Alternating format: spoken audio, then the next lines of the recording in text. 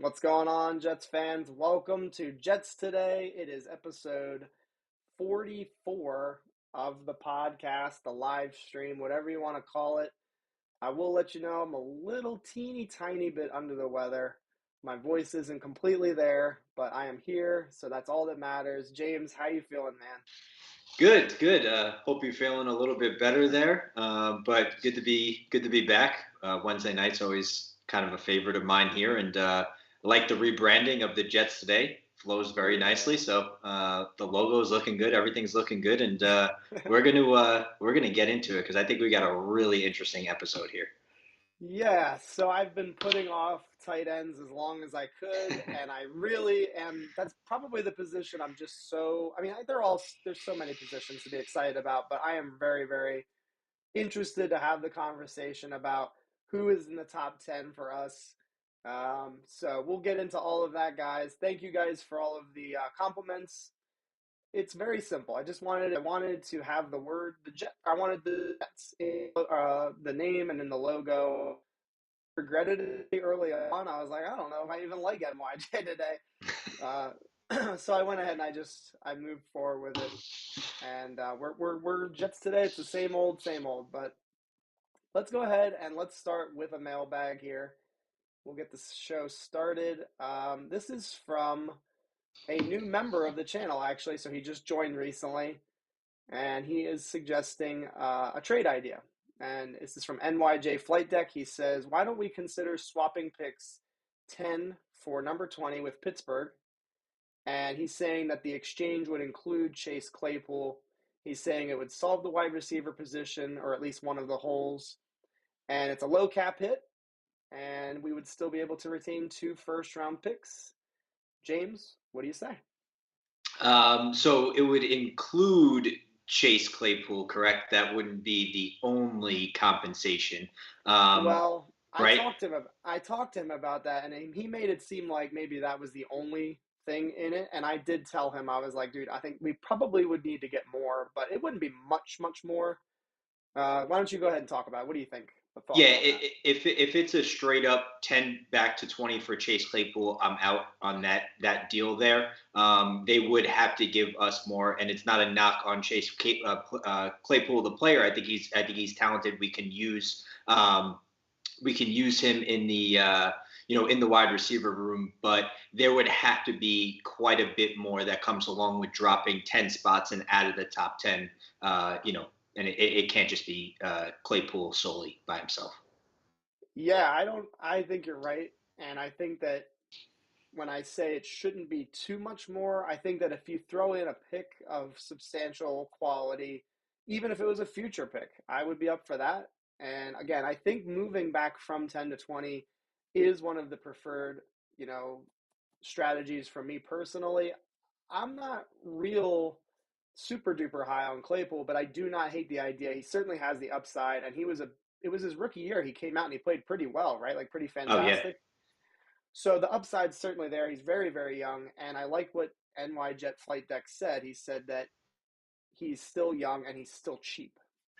yes. Not going to cost you a lot of money, and I think he's only entering his third year in the NFL, so you've still got another 2 years cheap, cheap money at the wide receiver position and experience too. So there's certainly a benefit to that.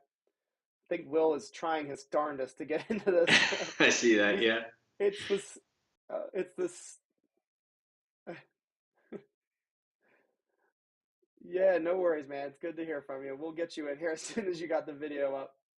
But yeah, let's move on. I thought that was a pretty straightforward mailbag, and I do thank you, NYJ Flight Deck for submitting it.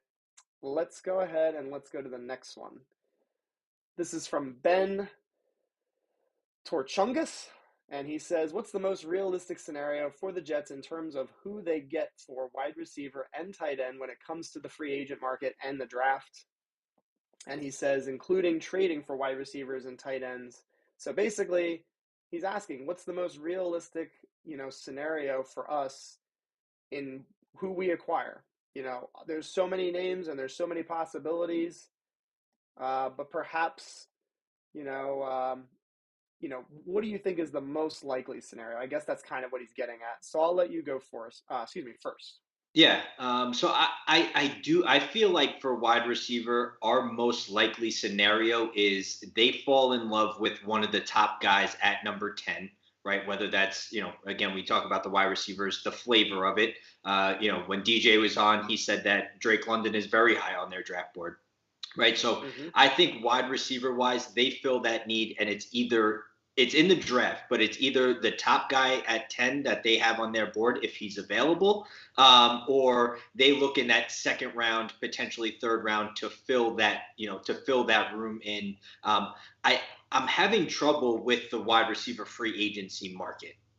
And the reason being is the names are so big, but they're coming along with pretty recent injuries to where what's that compensation look like slash what does that player do coming off the injury? Do they go back to their successful team? And I'm talking about Godwin at Tampa Bay and Gallup in Dallas. Do they take that short-term deal to hit free agency again in 2023, and then that kind of brings us out of it, and we're left with the draft to try to acquire that? I think that's where we wind up realistic wise for wide receiver, and then tight end. I mean, we're going to talk about him, right? It's got they have. I'm putting the chips on the table for Dalton Schultz. I'm putting the chips on the table. Oh, Take what What is it that you want? And I don't want to get reckless or anything, but like you know what I'm saying. They have to solve this position. I mean, we're going to talk about the draft prospects, but the room is a zero in my opinion right now. There it isn't is. there's not a soul, right? We don't have anyone that we would feel confident in knowing what Mike LaFleur likes to do with the tight ends in this offense. We have none. So they have to put the chips all in and say, listen, we're tired of being the bottom dwellers. We don't want to be reckless and put ourselves in a bad financial situation. But the talent at the position that we need in this offense to run this scheme, we need to spend big and get this kid some help back there under center. Awesome. And Will, it turns out you are not, is as incompetent as you may have felt because it's me. I'm the one that's incompetent. How you doing, man? Oh, now we can't hear you. You're good. You're good. It's all good. We're working out the kinks here, and it's good to have you, man. Let's go ahead or I guess I'll answer the question. So, wide receiver. Um, Gosh, man, this is a tough one. So, for me personally, I actually do like the idea of adding the wide receiver in the free agent market. I think that might be the way to go. Elijah Moore is still going to be in his second year. And I don't know what we can expect from Corey Davis. I'm still pretty high on him, and I expect him to be our definite number two wide receiver on the team, with, that being his like floor. I don't think he goes much lower than that, depending on what they do, though. I'm not exactly sure, how they're going to move. But to me personally, I'm okay with going and getting an Allen Robinson. I've been very much singing the song of let's go get trade for Calvin Ridley. No idea if that's going to end up happening, if that comes to fruition. Will, you are, I think, on the mic, baby. Yeah, man, we hear you. How's everything going, dude?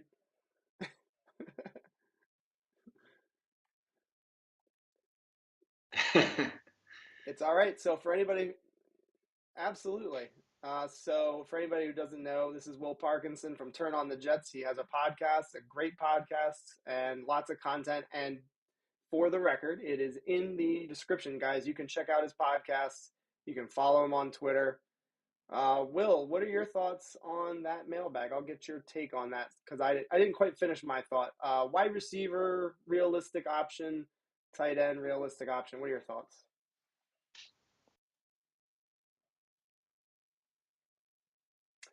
Just in general, like who are your preferred options?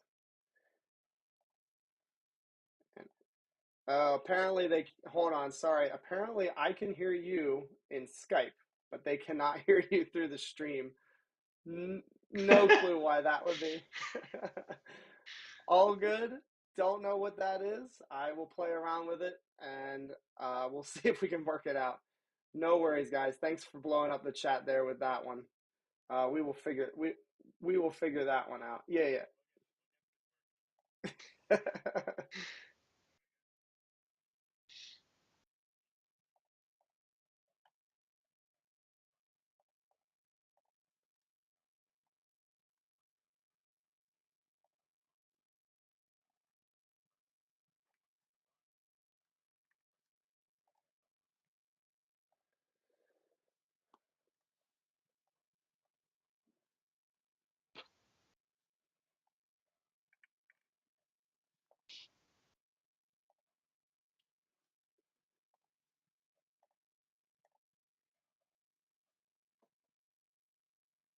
He got Well, voted. and we just lost him. Yes, so we're struggling here to get him on here. Not sure why, what's going on with that one, guys. Do apologize. Will, if you're watching, sorry, I think I may have actually kicked him. So we'll try to get him back on. uh, moving forward. Wide receiver, tight end, we've discussed. Let's move on to another mailbag here, and do apologize, guys. Um, this is from NY Wilson's number 2. He says, "Can you see JD spending big on a defensive end again, kind of like what he did with Carl Lawson, to guarantee that the Jets have a pass rush? Say a Chandler Jones, 2 years, 36 to 40 million. Draft Kayvon Thibodeaux at 4. That would give the Jets a great rotation." What do you think, man? So I did just a little bit of homework on this one because I thought it was just a really good question because how are they viewing the edge spot right now? We know the Carl Lawson situation. Are they viewing it as we have, half of an edge rusher right now where we don't know what he's going to be when he comes back? So do we potentially need two of them? Right. And so that was an interesting perspective in terms of if you go, big game hunting in free agency for a guy like Chandler Jones. Now he turned 32 years old this past weekend. So he is on that older side. He's coming off 5 years, $82.5 million. Pro Football Focus predicts his contract at 2 for 33 and a half. And so the stats are there. He's one of the more consistent, obviously defensive players that have been at that edge position for really all of his career ultimately. In 2019, the 19 sack season, but the age is a factor there, and the money is also a factor given some other needs there. I think the scheme fit is the interesting aspect for me because we see him in Arizona as the stand-up 3-4 outside linebacker there. And I went back just a little bit, and in 2018, Arizona did play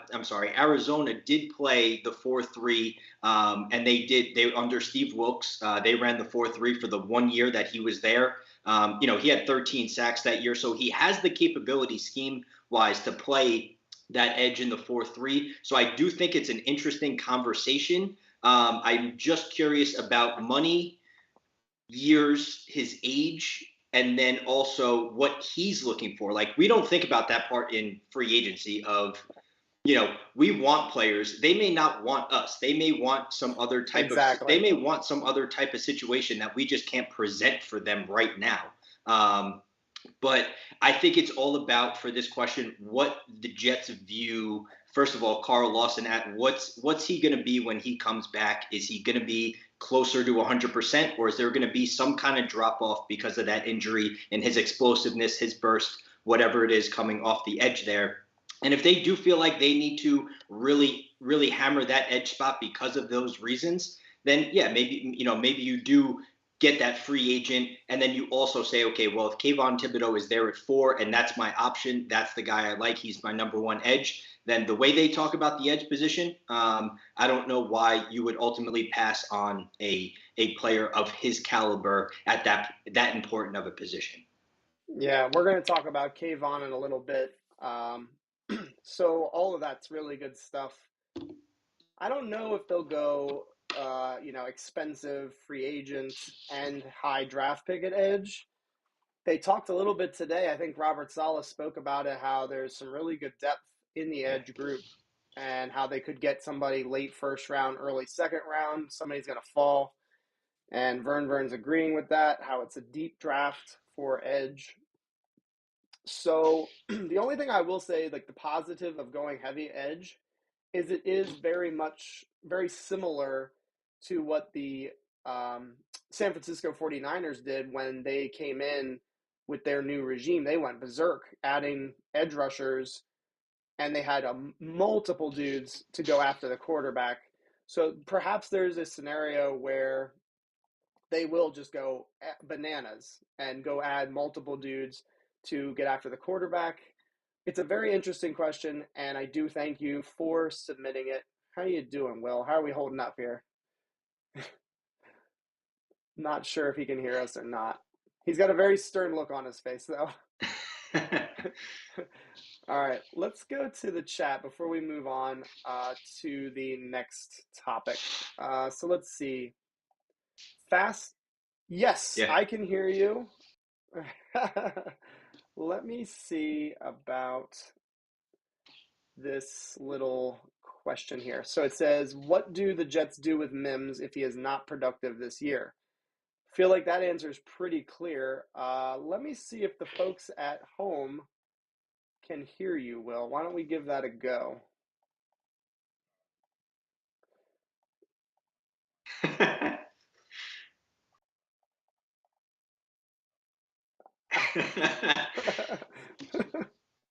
It's all good. Why don't you? What do you think about the idea of Mims maybe not performing up to snuff, similar to this past year?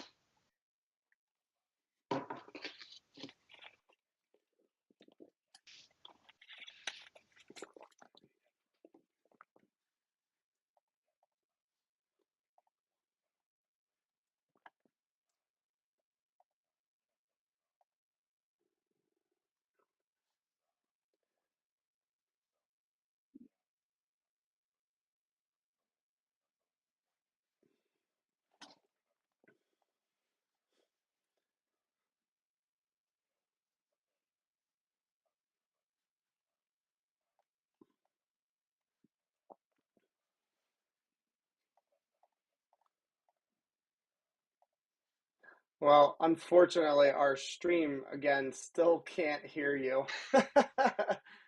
It's it's very unfortunate because I was really looking forward to working this out. I don't think I can work it out though midstream. So yeah, I hope it's not. I hope it's not me. That's all I have to say. But it could be that way.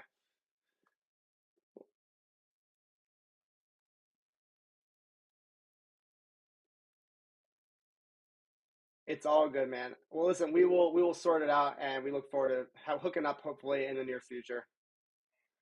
All right. Be good, Will. No, all good. Take care. Have a good night, man. Yep. Yeah, I feel bad for Will. That would have been a lot of fun, actually. So sorry, Yeah. guys. The sound thing is a thing of the past. Long story short, he's gone for the night, and we will figure it out in the near future as far as getting him back on the show. Um, the guy on the right is gone. He is booted, as they say. Let's get the channel, or excuse me, let's get the show kind of rolling here without the Yeah. technical difficulties. We've gotten to the pass rush, and we've talked a little bit how they might go free agency as well. Let's go to this one next. This will be our second to last mailbag, and this is from Liftoff, a Jets football podcast, and he says, for tight end, is Schultz the target? And if he is, who is the backup option if they aren't able to sign him? Is it Ali Cox, Njoku, OJ Howard? You already professed your love for him. Maybe tell me who your backup is for sure. Yeah, so backup, I really like David Njoku. Doesn't potentially seem like he might be available, or could also potentially be out of price range. I don't know. I think you may have retweeted it or something that Cleveland may be looking to give him about $10 million a year, which is a big number for him in my opinion. But David Njoku, I think if we can't get the big fish. I really like Max Williams. He'll step in as depth number 2 there, and it gives us the ability to say, okay, now who do we really like in the draft? That could be the receiving option that also has the blocking ability, with Max Williams in there as a legitimate run blocker in this scheme there. So I like Max Williams. I like David Njoku as backup options, and then we'll talk about the draft later on. Okay, perfect. And I'll say the guy out of Seattle who was formerly with the Rams, name is evading me. Gerald Gerald Everett. Gerald There we Everett. go. Yep. So not in love with him, but I do like the idea that if Njoku is re-signed with the Browns, he could be a potential target, over 400 yards the last 3 years, some consistency there. He's not terribly old, 28 years old. And the other thing the other player I'm gonna mention is Zach Ertz, and I think some people get very turned off by the idea of adding him because of the age. But he produced. He was a big time producer last year for the Cardinals. So I'm on board with Zach Ertz being a fallback option. And I'll be honest with you, I'm not sure that that Schultz ends up working out. I don't know if that's going to happen. I could be wrong. It's just a gut feeling. It's not based really on much, but I don't think that's going to work out. I don't think that he's either going to not want to come here. Joe Douglas is not going to want to pay the top of the market for the tight end, or he just may simply, want to go somewhere else. He prefers another place, another quarterback. Yeah. So we'll see. But that's my early gut right now is we're going to have to go to that second tier in the tight end market. Christy Marie says, let's get Gesicki in free agency and draft Okonkwo in the 5th round if he's there. I don't even know who Okonkwo is. Yeah, he's the tight end from Maryland, I believe. Yeah, tight end from Maryland. Big body, I think, but yeah, I mean, decent tight end. We'll talk. We're going to get into our rankings, but yeah, Gesicki's a weird one, right? What's he going to cost? He's a receiver, in my opinion. Yes. I just don't. Yes. I think he's just a bigger receiver. I just don't think it's a fit for us for the amount of money that most likely some other team is going to be willing to give him. Yeah, I think it's completely in bounds to say. And Christy, we're not trying to, crush your idea here because Gesicki certainly is a weapon. And I think that if you could make the case that if they bring him in just to be a weapon and be a part of the receiving game, I don't really have a problem with that. But to be brought in as the number 1 tight end, not a good idea. He only lined up as an inline blocker 10% roughly last season. I'm totally stealing that number from Jets X Factor. I did not do my own investigating to get that number. No. But there's certainly a case to be made that he's not a tight end.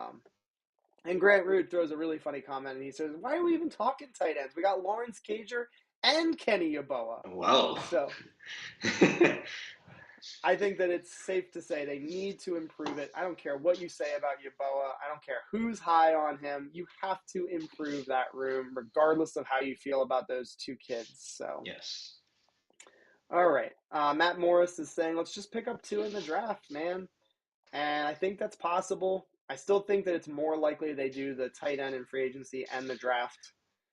But it's not impossible they take 2 tight ends in this draft. It's a very, very deep class. Yes. All right, let's go to the last mailbag, and it is about a tight end. So this could be a little tricky because it might spoil our list a little bit here, but it's from D-Man85, so I got to throw it in here.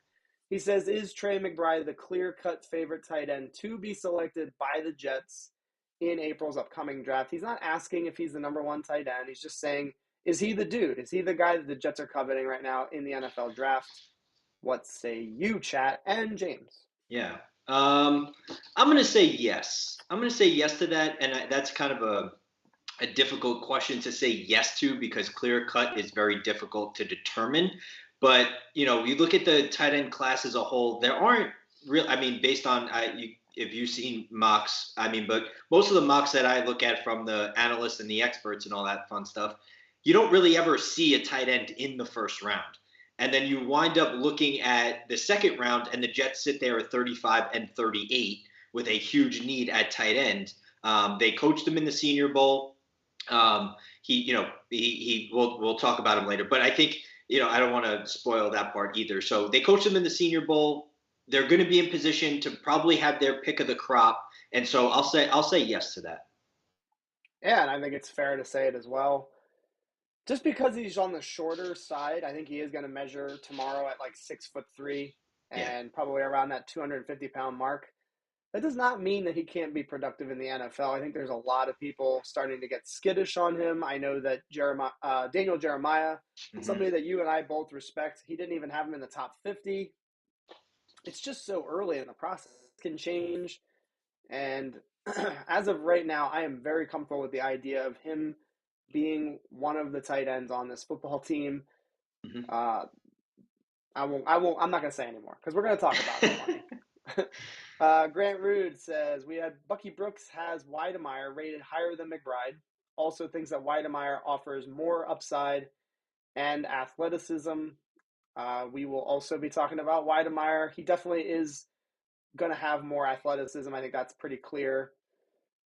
And if you're talking about the receiving game, he does offer more in regards to like route running. So like Weidemeyer has a better route tree right now, and he's a better route runner in general than McBride. But there's a lot to like about both guys. So I'm not going to get too squirrely on where is each guy. I have my list, but we'll go over all that in a little bit. Let's go ahead and let's get to the first topic, Hmm. and it's one that is short and sweet, which I like. The Jets coaches are not at the combine, and it sent some people through the roof. They were concerned. They thought it was ridiculous. They're not going to be there to, shake these players' hands, look them in the eye directly. And I am not opposed to the argument that it is a bad idea. I'm interested to see what you guys think in the chat, and I'm also interested to see what you think, James, about the fact that the whole coaching staff, as far as I understand, it's all of the coaches, they're hanging back. They're going to do virtual, interviews with these players, so they're still a part of the combine. What do you think? I think the reaction is overblown by a long shot. Because first of all, Joe Douglas is there and his scouting staff is at the combine. And that is their job. That Joe Douglas is the general manager. The scouts are the scouts. And they're there at least. So we're not fully not represented in person at all. There is, one of our highest level employees of the Jets is there at the combine. And why I think for the coaching staff it's overblown is, listen, I can't monitor their time, but it's not that they went on vacation and they're not going to the combine because they're sitting on a beach in Cabo or something like that. They are, their plan is to take a look at this free agency class, take a look at the draft class film wise. And what I really liked about what I read was that they're doing this independent study, whereas they're each part of the coaching staff is independently studying certain players so that it prevents like a group think to where someone just says, oh crap, I didn't see that about this player, I'll just agree with the guy next to me and be a yes man. They're all going to come together independently with their thoughts. This way you get the best reaction from everybody as to what they think about the players. So I think that's important. So what they're doing and how they're splitting the duties up, I think is pretty interesting, and I think it will work out. I think it's an overblown reaction from what I saw on Twitter yesterday. Yeah, and what you said about the groupthink, aspect of it, I completely buy into that because when I'm making my list, I am actively thinking about what are other people going to think about my list, and it's really not. It's not really like it's not supposed to be like that. It's supposed to be you make your list and you stand firm on why you have it that way, because that's going to be those. I wish I could be a fly on the wall for those conversations, like Right. the debate. I'm sure that they have pretty heated conversations leading up to all of these pro days and the combines, or the combine and the NFL draft. So imagine the rich conversations that they have because they don't, you know, necessarily do all of this, while they're meeting these players. Mhm. Individually, they will form their own opinions, and then they will be expected, I would imagine, to present, why they feel the way they do. And I think that's great. That's a very, a very good approach. I'll just say that. Mhm. Let's see here. I think it's egregious that the coaches are more interested in studying film at the office rather than seeing the prospects live at the underwear Olympics. Grant, you had James very concerned for a second. I think I did. he was about to spit whatever he was drinking out. Yeah, that's the thing. Like, I think the biggest thing is people are worried that they're like not going to get to like, again, not be able to shake their hand, not be able to look them in the eye. But there's a time and a place for all of that. I think that you can do that at pro days. You can do that, that kind of stuff. And they did the virtual interviews all the past draft. They had to do that completely. So I don't think it's too crazy. Let's see here.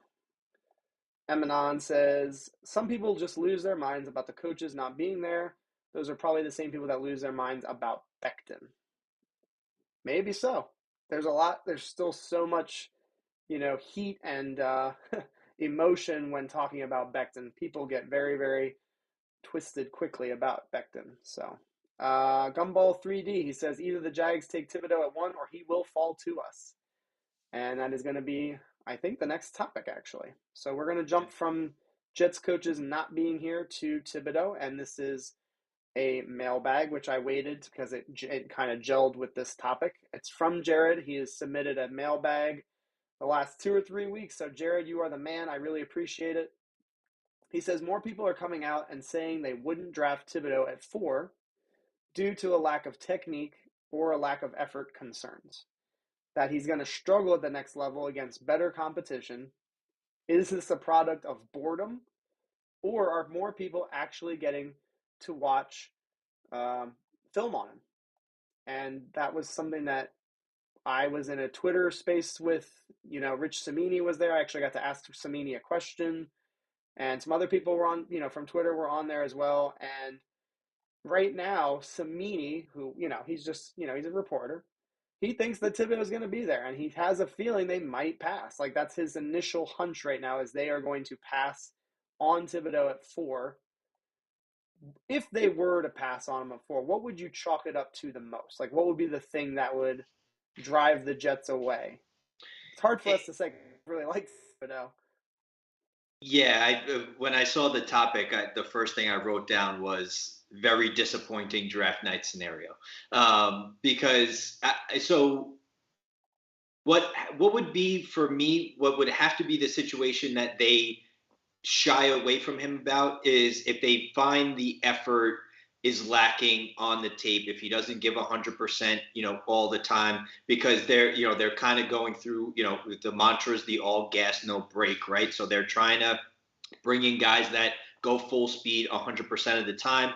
Maybe they don't like the interview process. I know there was kind of a thing out there during the college football playoff. I follow a ton of Alabama Twitter pages and things like that. He had some he had some choice of words about, the SEC, Alabama education level, why he went to Oregon, for his brand and to be potentially a part of Nike, because Phil Knight owns Nike and went to Oregon. So he has like a guaranteed job no matter what happens to him. So there was that kind of aspect of, all right, well, does this guy really love football? And Saleh says that in his press conferences all the time. They're looking for guys that aren't just doing this as a career. They're looking for guys who love football. They love playing the game, and it's a huge part of their life.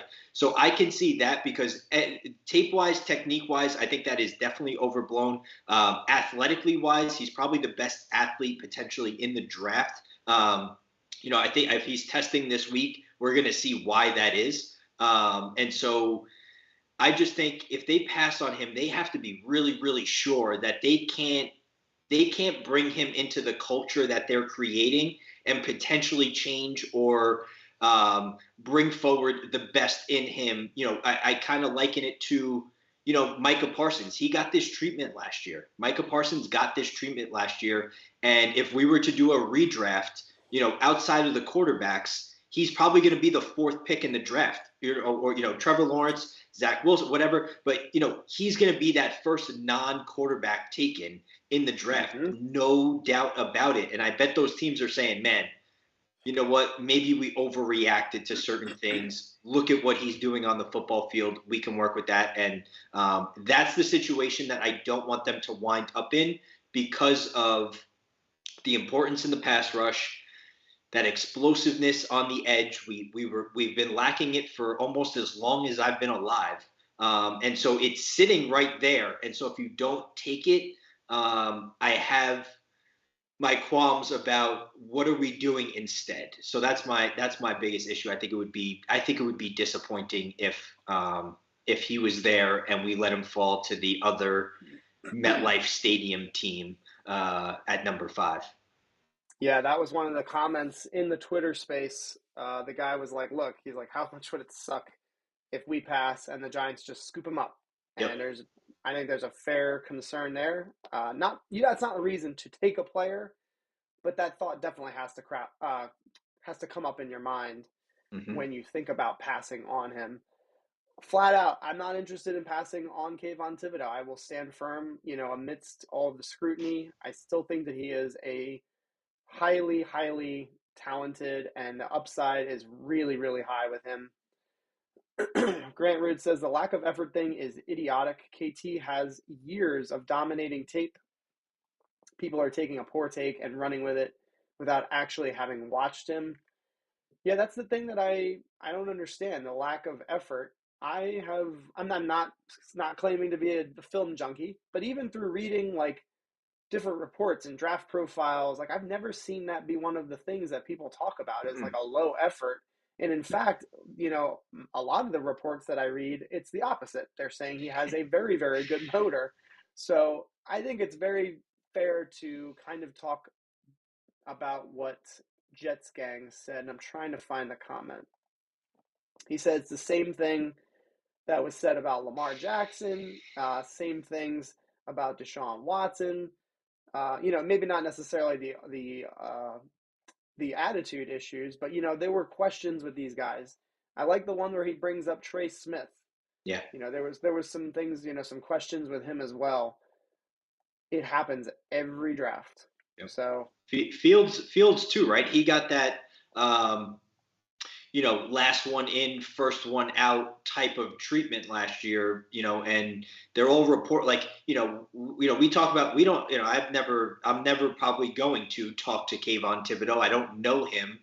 So it's hard to gauge. And we just basically go off what the blue check marks say online. And it's kind of like, all right, well, we have all these examples where the guys that they're bashing pre-draft wind up turning out to be fine in most regards. I mean, other than maybe a few situations here and there. And it's like, all right, well, where's like the hard concrete evidence? And it's not some guy just trying to spread rumors about somebody because maybe he didn't get along with this guy.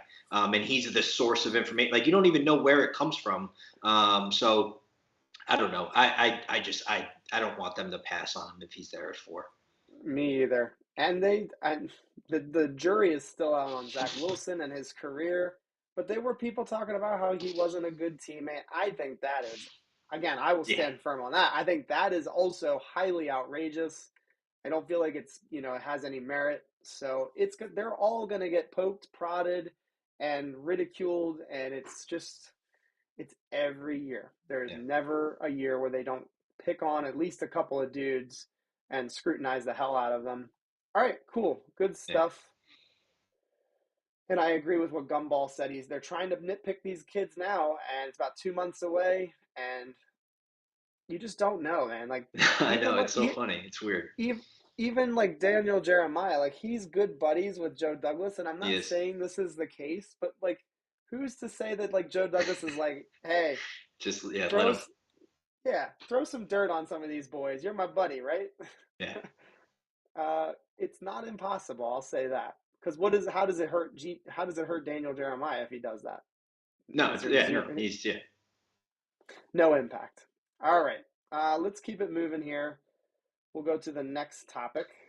Nice. Thank you guys for tuning in, and I do apologize for all of the technical difficulties earlier in the show. It's a thing of the past, and we will try to work that out with Will. Maybe next week he'll come on. That would be pretty cool. All right, we are moving on from passing on Thibodeaux.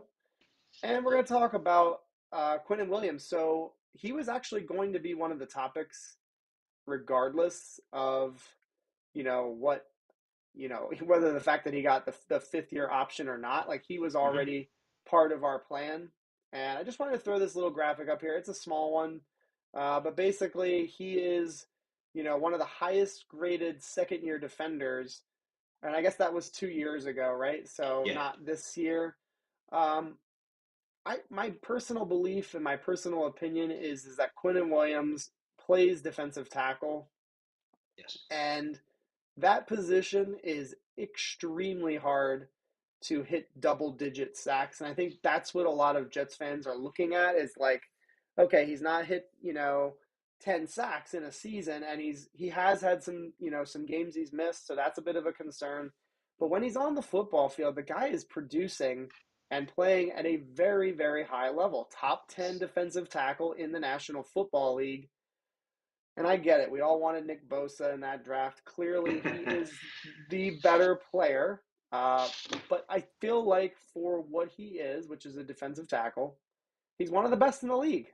So I guess the question here is kind of a you know, multiple things. Number one, are you happy that he's playing on the 5th-year option? Are you happy that he's going to have a chance to be re-signed or tagged after this season? Do you still believe in him? There are people who are really against Quinnen Williams. They've talked about even potentially trading him. So where are, where are you on Quinnen Williams? It's a temperature. It's a temperature gauge right now. That's why I threw it on the little emoji on there. Yeah, no, do not trade Quinnen Williams is easy answer there, but that's my guy, Quinnen Williams. He's my guy.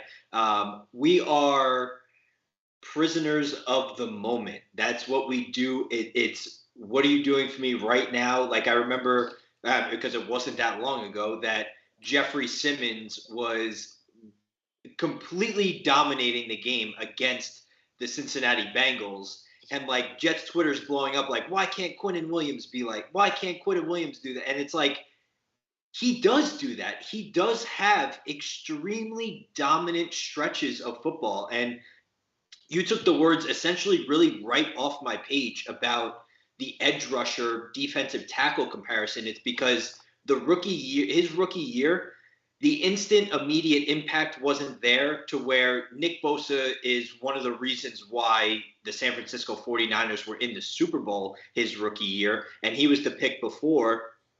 And then Josh Allen for Jacksonville was pick 7, and he had 10 and a half sacks. And so it's like, all right, well, we love Quinnen Williams. He'll be good, but he's not the edge rusher, right? We want the edge rusher. We don't want the interior defensive tackle. The numbers aren't there, et cetera. Well, it's a really good thing that your career isn't your career doesn't bank on what you did in your rookie year. Because that sophomore year, you put up the numbers. He was dominant for majority of it. He got off to a little bit of a slow start, but 55 tackles, 7 sacks. I mean, listen, it wasn't double digits, but for a defensive tackle, that's a high number. 14 quarterback hits, and he only played 13 games that year. So he had the potential to get double-digit sacks in his second year in the NFL. And then he got off to the same pretty dominant start this year. It tailed off maybe just a little bit towards the end, but that first month of the season, and again, Michael Nania puts together these numbers, and they're just insane. But 14.7% pressure rate in 2021 in the first month of the season. That was first among every single interior defensive lineman in the entire NFL that at least rushed the passer for 70 times. And so the 5th-year option, I'm happy they picked it up. It was the no-brainer option. And I hope that, listen, if he has a year where he takes that next leap, they're going to have to open the checkbook because he's not a guy that you can just say, all right, well, he got too good for us. We can't open the wallet. We'll just find somebody else. He's the talent. He's going to turn 25 next December. So he's still only 24 years old. The sky's the limit. So there's my rant on Quinnen Williams. Super happy I saw the news this morning that they picked it up because I do think he's going to be on this roster for the long term. I think he is too. And I get it. Like if we were to redraft, or not even redraft, if we were to talk about, positional value, certainly defensive tackle is on the lower end, but at the same time, though, a pass rushing defensive tackle is a premium asset. There are not a lot of teams that have legitimate bona fide pass rushers inside, rushing and hitting the quarterback. Would we like to see more production out of Quinnen Williams? Of course we would. Everybody would like to see more out of everybody. Doesn't matter who it is. Uh, Jets every day. That's a great. Listen. Now I'm already regretting my name. What the hell was I thinking? Jets every day. That's what it should have been. It's good to see you, R&R. Anyway, back to what I was saying. I just think that for the age that he is, for the production that he hasn't been perfectly healthy, but relatively he's stayed healthy. And I think that the foot injury that he had during the preseason, this past preseason, I think it made him. You had said something about him starting fast. Did he have a fast start this season? The pass rush, yeah, he did have a fast start. It kind of tailed off just a little bit. He did still have, I believe it was 6.5 sacks this year. He missed a couple games as well too, so it's getting consistent in the sack department as well. But yeah, I agree with you. I think where you want more from Quinnen Williams, and you said it right, we want more from everybody. But where I think you want more is sometimes he goes through these stretches of dominance and then it tails off a little bit. Then it starts again to where maybe if we can get that, if we get that on a consistent basis, we're talking about a whole different level of a player. But there are some times where you say, all right, well, where's Quinnen Williams at? We need him to show up here on third down here and there, and he just goes through stretches. At some points where it tails off a little bit at the end. Yeah, and I'm going to try to find the comment. I'm struggling with it right now. Somebody had said oh, here it is, Kev Chatham. He says you can't touch Q until we see him with a legit edge threat partner, to play with. His entire career, he has 100% not had a legit threat next to him or on the edge. It's a huge factor because the offensive line they can double team him on the inside, and it makes it very, very hard for him to make an impact. Who would you double team on the edge last season for the Jets? And the answer is there's nobody. No disrespect to Jonathan Franklin Myers, but he's not that that edge threat that you're going to be double teaming. So yes, having the inside and the outside is dramatically important. And I remember when the channel first started, I talked about the idea of them getting that inside-outside rush. It makes the quarterback's life a living nightmare, and the offensive line's life a living nightmare. So no counting out Mr. Lawson, but you got to have a contingency plan because that's a serious, serious injury that he had. All right, good stuff. I think we agree too often. That's a problem. We got to start disagreeing more. That may be the next topic. Yeah, this is it. We're here now, so I'm very excited about this. Me too. This was one that I take too many notes. I have a lot of things written down here. You were a true gentleman last week. Was that last week or the week before you let me go first? Was it the safeties? Maybe, I don't know. I can't. It was remember. the safety. I can't remember either. Well, I'm gonna let you go 10 through what is it 6? 10 through 6, and you can go first with that. Cool. And actually, no. Hold on. I got it. I got a better idea. I'm gonna go 10 through 6 first. Okay. You'll do your 10 through 6, and then I'll let you go 5 through 1 first. Cool. We're getting better and better. We're evolving, baby. All right. So for the people in the chat, what we're going to do is we're going to rank our 10 top tight ends here, and just as a disclaimer, I am not employed by any NFL team. I am not a film expert. I am not an X's and O's expert. This is from a fan's perspective. I did put a lot of work into it, though. I did research it, so it's not completely baseless. I'm not looking at their stat lines here. I am reading about them. In the comments, I want you guys to be, throwing in, not necessarily your top 10, but, critique us. Give us a little bit of hell. Mm-hmm. If you don't agree with something, let us know. If you think we hit it right on, let us know as well. So without further ado, I am going to go first on the 10 through 6. So number 10, I have Charlie Kohler. He is the tight end from Iowa State, 6'6", 256, big, tall, long dude, long arms.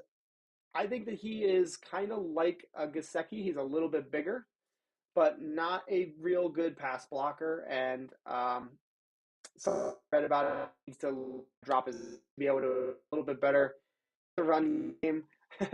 Grant Rude's he's gonna preemptively say that my list is crap. Athleticism is like decent, nothing too crazy to write home about. The one thing that he's really good at though is his hand-eye coordination is excellent. Seems to have a really good knack for adjusting to the ball when it's in the air. I really like him. There's no knocks on him necessarily, other than maybe not being a great blocker. The receiving upside is there though, and again, really tall guy. Certainly could help the Jets in the receiving game. This might make some people upset. He's a guy that some people are really high on, but I have Derek Deese Jr. from San Jose State as my number 9, 6'4", 236.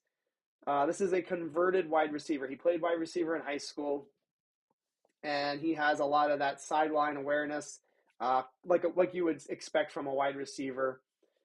He can make some outstanding catches as well, and the big knocks on him is the report that I read is that his blocking is more, he's getting in the way more than he's actually making a big impact in the blocking game. But wouldn't that be expected though, with that size and with the the limited experience playing tight end is a factor. So he's going to need to work on that at the NFL. So Derek Deese Jr. is number 9. Number 8, Greg Dulcich, whom I now know how to pronounce his name. I've been saying Dulcich. So Dulcich is my number 8, 6'4", 248, UCLA tight end. This is a guy that apparently is climbing the ladder at a very rapid pace. I don't think there's, again, when you're looking at this tight end class, there's so many guys that you can mention. I don't know if I'm knocking him by having him number 8, but he has the ability to challenge, up the middle of the field, down the seam. And the big thing with him is that he has the size, like he's 6'4", has the ability to add some weight and improve in the blocking game. Yep. The things that I read about him and the things that I saw when I was watching him, not terrible at yak, but that's not really like his expertise. He's not going to make people miss in the open field. Kind of a guy that will be able to make plays down the field, but just not going to really make anybody miss either. So limited yak there. Isaiah Likely is my number 7. I really wanted to put him higher. I wanted him a lot higher.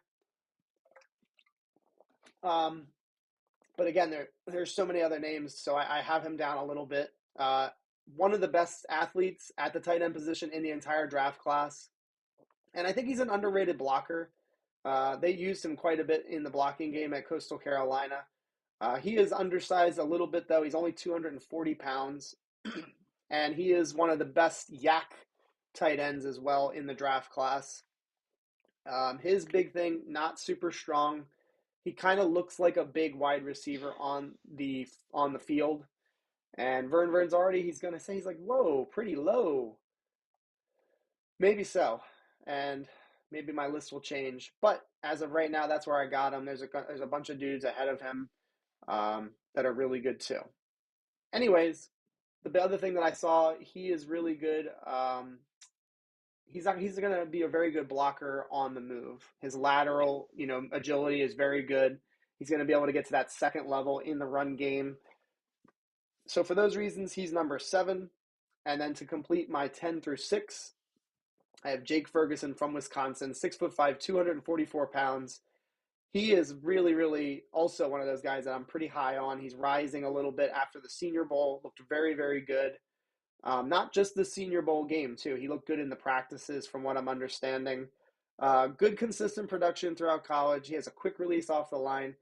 Savvy route runner, so he's not just like fumbling and bumbling through the football field. He actually is using good fundamentals when running his routes.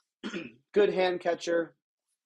Similar to likely not going to be super strong at the point of attack. So his blocking needs some work and lacks top end speed, so he's not going to burn anybody down the field either. That's my 10 through 6. You're up. This is going to be fun because our lists are wildly different. I can already tell. This is awesome. Yeah, so I'll throw in a disclaimer there too. I mean, this tight end class is really deep, so it is really cool. I didn't get a chance to look at film on every single guy, but you do your research, and I was a bigger proponent of Pro Football Focus in the tight end class because I really like to see how they lined up snaps wise, in line, slot, wide, how many run blocking snaps they were a part of, passing snaps they were a part of. It kind of really gave me a good idea of who's used when, right? So I signed up for a Pro Football Focus subscription, and I really liked the content that I saw for the tight end class because I thought it was pretty interesting in terms of that next level look of who's used in what fashion. So with that being said, my number 10 is a guy who is extremely under the radar, in my opinion. He played in the NFLPA Collegiate Bowl. He did not play in the Senior Bowl. He did not play in the Shrine Bowl. He didn't even get a Combine invite. So he is not at the Combine, and it is Austin Allen out of Nebraska. So fun fact on Austin Allen, and first of all, I put him in my top 10 because, John, just like you said, it's our list, and I'm in the process of trying to figure out why he's not being talked about. And last night, I captured 4 Nebraska game films that I am going to dive into pretty soon, so I'm preliminary putting him in the 10, as my research, and then the film that I look at is going to kind of determine where he's at. But he's listed at 6'8", 260 pounds. And he over 600 yards receiving this year, 38 catches, so there is some production in the passing game. He was a natural catcher of the football. He used his hands, which I was pretty impressed with at that size. There may be some limited athletic ability in terms of the, turning up the field, but he's so strong when he catches the football that he is difficult to bring down. And if he catches it over the middle, he absorbs contact. And when I looked at some notes from the NFLPA Collegiate Bowl, there were some videos on him making some impressive catches, getting down to the ground and making catches, making a one-handed catch because he's got mitts. He's got huge hands. So what I was trying to look for was, not even the draft, the Draft Network had like a scouting report that I can do. But when and he plays most of his snaps in line. So I'm looking to see what his blocking ability is, because if he can block, that added receiving ability that he has at that size. Now it's not like an Isaiah Likely or it's nothing of that nature, but there is a reliable, and also really good hands based on his catching ability at that size. That intrigued me. They schemed him open quite a bit, but I found that Mike LaFleur likes to scheme guys open a lot. So on those tight end delays, he's able to kind of sneak past those linebackers, and then if he gets into the open against the secondary player, he's gonna force that contact. And so what I did find from Pro Football Focus, now I'm trying to figure out exactly what it means, but I went back to what they graded all the tight ends over the course of the 2021 season, college season. He was their 5th rated tight end out of 441 tight ends. Jeez. Little additional fact, he was the Big Ten tight end of the year. And so I'm in a process right now of trying to figure out what is wrong with Austin Allen that nobody's talking about him. Nobody's giving him an invite to the big dances that's going on in the offseason. So I put him at 10 because I wanted to kind of give him a little bit of recognition. He's going to be a later round pick, obviously, in that regard, but all these guys do so many different things well that I was like, you know what, I'm going to give Austin Allen that bump to number 10, and potentially maybe be one of the first guys that has him on that list. And it may change after I watch the film, but I'm going to go with that for number 10. I think you've intrigued a lot of people. There are people in the chat saying they're going to check him out. People are asking questions like, is he a converted quarterback? So, yeah, very intriguing to say the least. Yeah, no, what I read about him was that he came into Nebraska, and I think he's a fifth-year senior, so he stayed that extra year, because they got that extra year of eligibility for COVID. But he came into Nebraska after high school, I think at like 6'8", 210 pounds. So he put on 50 pounds over the course of being at Nebraska. So we're going to find out more about Austin Allen, and I'm glad that he's kind of getting a little bit of recognition there. There's a couple of funny comments. Vern said, "Is he a converted competitive eater?" No, no. When I looked at him, I was like, okay. And when I mean sneak, right, Jared, when I mean sneak, I mean like he's able to in the tight end delay, right? If he's gonna block, he kind of mixes in that, he's run blocking, and then he can sneak out to the flat, or he can sneak out on a quick drag where the tight ends are, their key might be the linebackers, their key might be the tight end to determine run or pass. And then they just completely look past him, and he's able to sneak by. So it's not that he gets away with the size there, sneaking by, but schematically, there's awareness. Trying to be funny. Yeah, there's an awareness there for him in the scheme. So Austin Allen, I have it number 10. So that'll be fun to see what happens with that. But my number 9 is Jake Ferguson, from Wisconsin, right? 6'4", 244 pounds. He played in all 47 games of his Wisconsin career. That, to me, tight end wise, I like that about the consistency. One drop over 61 targets in 2021, so he's got reliable hands. He's effective in the red zone. Again, the blocking, the play strength is an aspect there of where if he gets a more dominant edge, he may wind up getting overpowered a little bit. 244 is a little bit on the lighter side.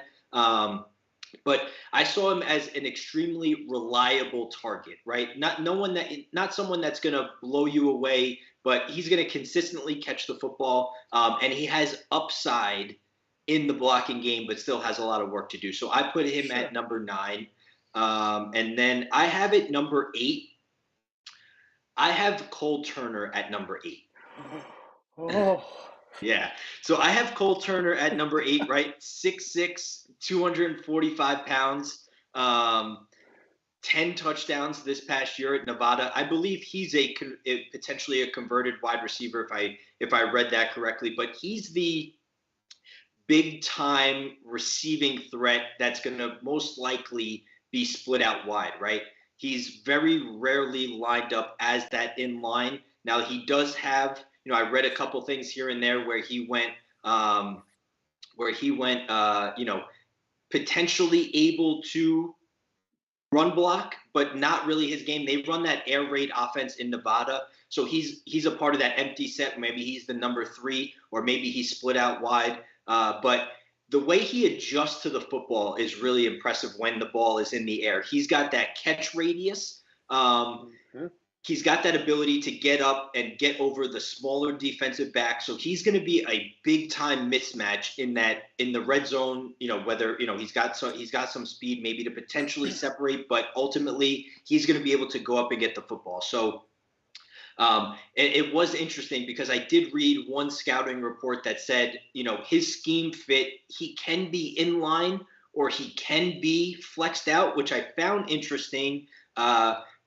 Pro Football Focus had him actually as having nearly 500 snaps, but most of them were in the slot or out wide, and 191 of them were in line. So majority of his snaps are coming flexed out or wide. Not a knock on the player. I just think more so the one trick of potentially being the mismatch is a difficult aspect to where we may not be able to see that blocking ability from him if it is there at all. So I value that. So I put him at the number 8 spot. Number 7, I have Cade Otton out of Washington. So our lists are nothing. I know, it's great. So he's 6'5", 250. The total games that he played is not overly impressive. Obviously, he played 4 games in 2020, which I'm not entirely sure if that's due to what Washington had to deal with COVID. But then last year he played 8 games. Now that guy is the versatile blocker, right? His niche, right? Just like Cole Turner's niche is going up and getting the football, being that split out wide. Cade Otton is the versatile run blocker. He's gonna step into a team there, and he's going to be able to run block right away, be a part of that 12 personnel, et cetera, and do a lot of impressive things. I do think there is an untapped potential about him in the passing game, but injury-wise, I kind of just knocked him down just a little bit. I'm impressed with the player. I think there's upside in the passing game due to his size and his ability, but that his niche is going to be the versatile run blocker in somebody's scheme that could potentially turn into a receiving, I don't want to say a threat, but a reliable target that can get open in the flats, potentially down the seams, over the middle, and be that bigger target.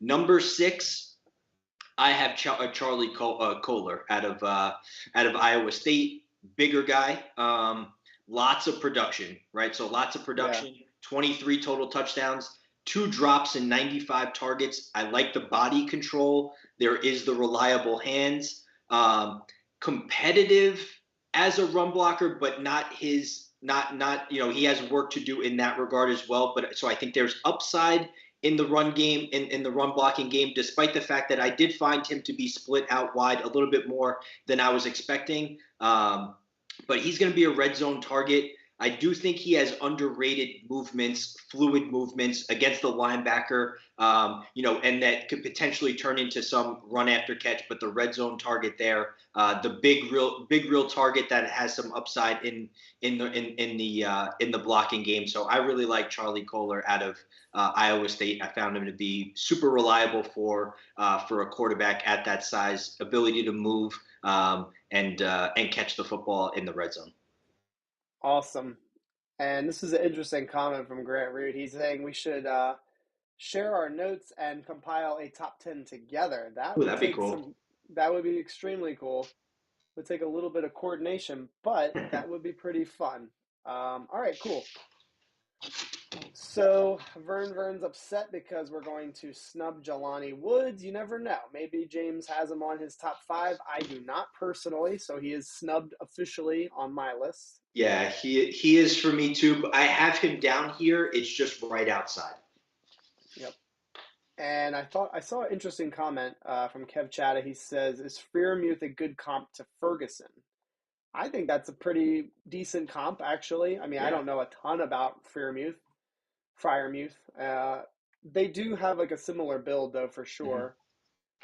Let's see. Where was the other comment I wanted to go to?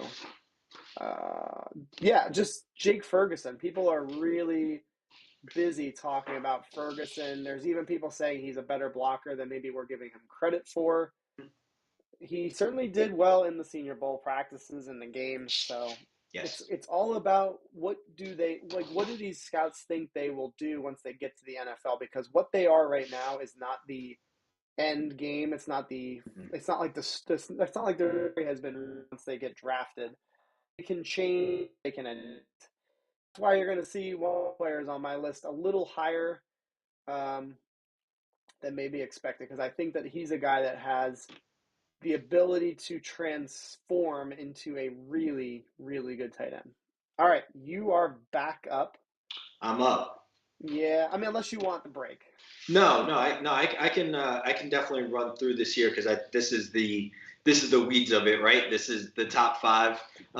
So at number 5, I have Greg Dulcich. Did I say that correctly? Sitch. Dulcich. Dulcich. I have Greg at number 5 out of UCLA. Obviously, the big news there with him was he was a Senior Bowl guy, and we did discuss tight ends on the Senior Bowl, and I think we may have briefly mentioned him, but he wasn't someone that was very high on a lot of people's list, and then he kind of, had the Senior Bowl, and then obviously the big news of this week was Daniel Jeremiah taking Trey McBride and Isaiah Likely completely out of his top 50 and moving Greg into the top 50, which ultimately would mean that he's potentially his number one tight end in the class. I don't know. And I value his opinion. So I took a look at some things. But he's a deep threat type of guy, right? He's going to be that big catch, big play, 19.9 yards per catch in 2020, 17.3 in 2021, 6'3", so he is on a little bit of the small side. I saw him at 248 was what he weighed in at the Senior Bowl, so just under 250 there. But he's got the big playability with the downfield speed. I do think there is that explosiveness off the line. When he does turn and run, if he gets that ability to turn and run in the open field with the ball in his hands, he looks like a natural runner at that size, which is pretty impressive. A smooth runner, a nice strider there. Definitely work to do as a blocker. That's for sure, no doubt about it. Pro Football Focus had his run grade pretty low, but it does seem like he is willing, and he may have potentially done more of it in that Chip Kelly scheme than initially kind of brought out. I saw one site said he stunk at blocking, another site said very difficult determination in terms of the blocker there. But I really liked what I saw when he had the ball in his hands and his ability to get open down the field. And so I see the explosiveness as something that teams will covet from that tight end position, because we're now dealing with a guy named Kyle Pitts. And I'm not saying he's Kyle Pitts at all, but he's creating this new age type of tight end to where teams will favor that explosiveness that he possesses. So I have him at number 5. I didn't put him any higher only because I still have homework to do, and I didn't want to just go off of what Daniel Jeremiah said, because I think he's relatively new to all of us in a sense. Yep. Number 4, I have Jalen Weidemeyer at number 4. So he's 6'5", 255, right? All the positives about him. The playmaking ability is there. He's got the big catch radius. He has really good athleticism for that size. He does have the run after catch ability if he gets into space. Fluid movements. So you do see, you're like, all right, he looks big. But you see those players, like when you're watching it, it's kind of like, all right, how big is that guy? Because he does look like he moves better than someone that would potentially be his size. Now, he's statistically consistent over all of his years at Texas A&M. 118 catches over his career, 16 touchdowns. Now, I watched him against Alabama. I watched the film of him against Alabama. The run blocking, I was not overly impressed. And that was one game, so it could change. And there were plays where he was lined up against Will Anderson. So I didn't knock him for certain things against Will Anderson, because that guy's on a different planet than everybody else. But ultimately, the willingness to block for me wasn't really there. I didn't see the willingness, the effort. Gumball's going to bring that up too. But for I just saw him more so just trying to get in the way, and he kind of fell to the ground and just put a shoulder down, and it just overall wasn't impressed with the effort in the run blocking game. But I did have him at number 4 because of the big play ability that I do think he possesses. The biggest knock, and when I say it, you're probably going to say, well, why do you have him at number 4 then? This is again a Pro Football Focus number, but a 10% drop rate for his entire career. And in 2021, they had him at a 16.6% drop rate. Wow. And so I'm kind of curious. I took that in context and to kind of say, okay, well, I need to find out how he's dropping the football. Is it just concentration drops? Is it he doesn't take contact well, and once he gets hit at the point of the catch, he drops it, etc.? That I want to figure out, because he did catch the ball from what I saw against Alabama. Unfortunately, he had a touchdown, 73 yards, and he got open against Alabama. And in the seam, he was able to make a couple of big moves. He was able to get open against his zone, which I think was a busted coverage ultimately. But the drop rate, I really want to kind of hone in on more and see why it was, because he is a really impressive athlete overall. Number 3, I have Jeremy Ruckert out of Ohio State. And listen, production in the passing game, if you're looking for it on the stat sheet, it ain't going to be there. And I think, John, you're going to be in agreement with me here. That's okay. Because ultimately, I think he has untapped potential. And let me just throw this out here for comparison. I know we're going to throw out names of NFL tight ends that are successful right now that you can't imagine any of these guys turning into. But just for a comparison, George Kittle at Iowa caught 48 passes in 4 years at Iowa. He had his high for a season was 22 in his senior year, and he didn't score a touchdown until his junior season. Wow. And so stats for that tight end position, I like bringing them up, but they do not tell the full story. And for Jeremy Ruckert, I like him because he was coming out of high school, and I don't mean to really go all the way back to high school, but he was the number 1 tight end in his class. And I saw him at that point in time as more of a receiving threat of the tight end. He was the guy at the opening, at the 7-on-7s, all those catching passes, because he was going to be this receiving threat.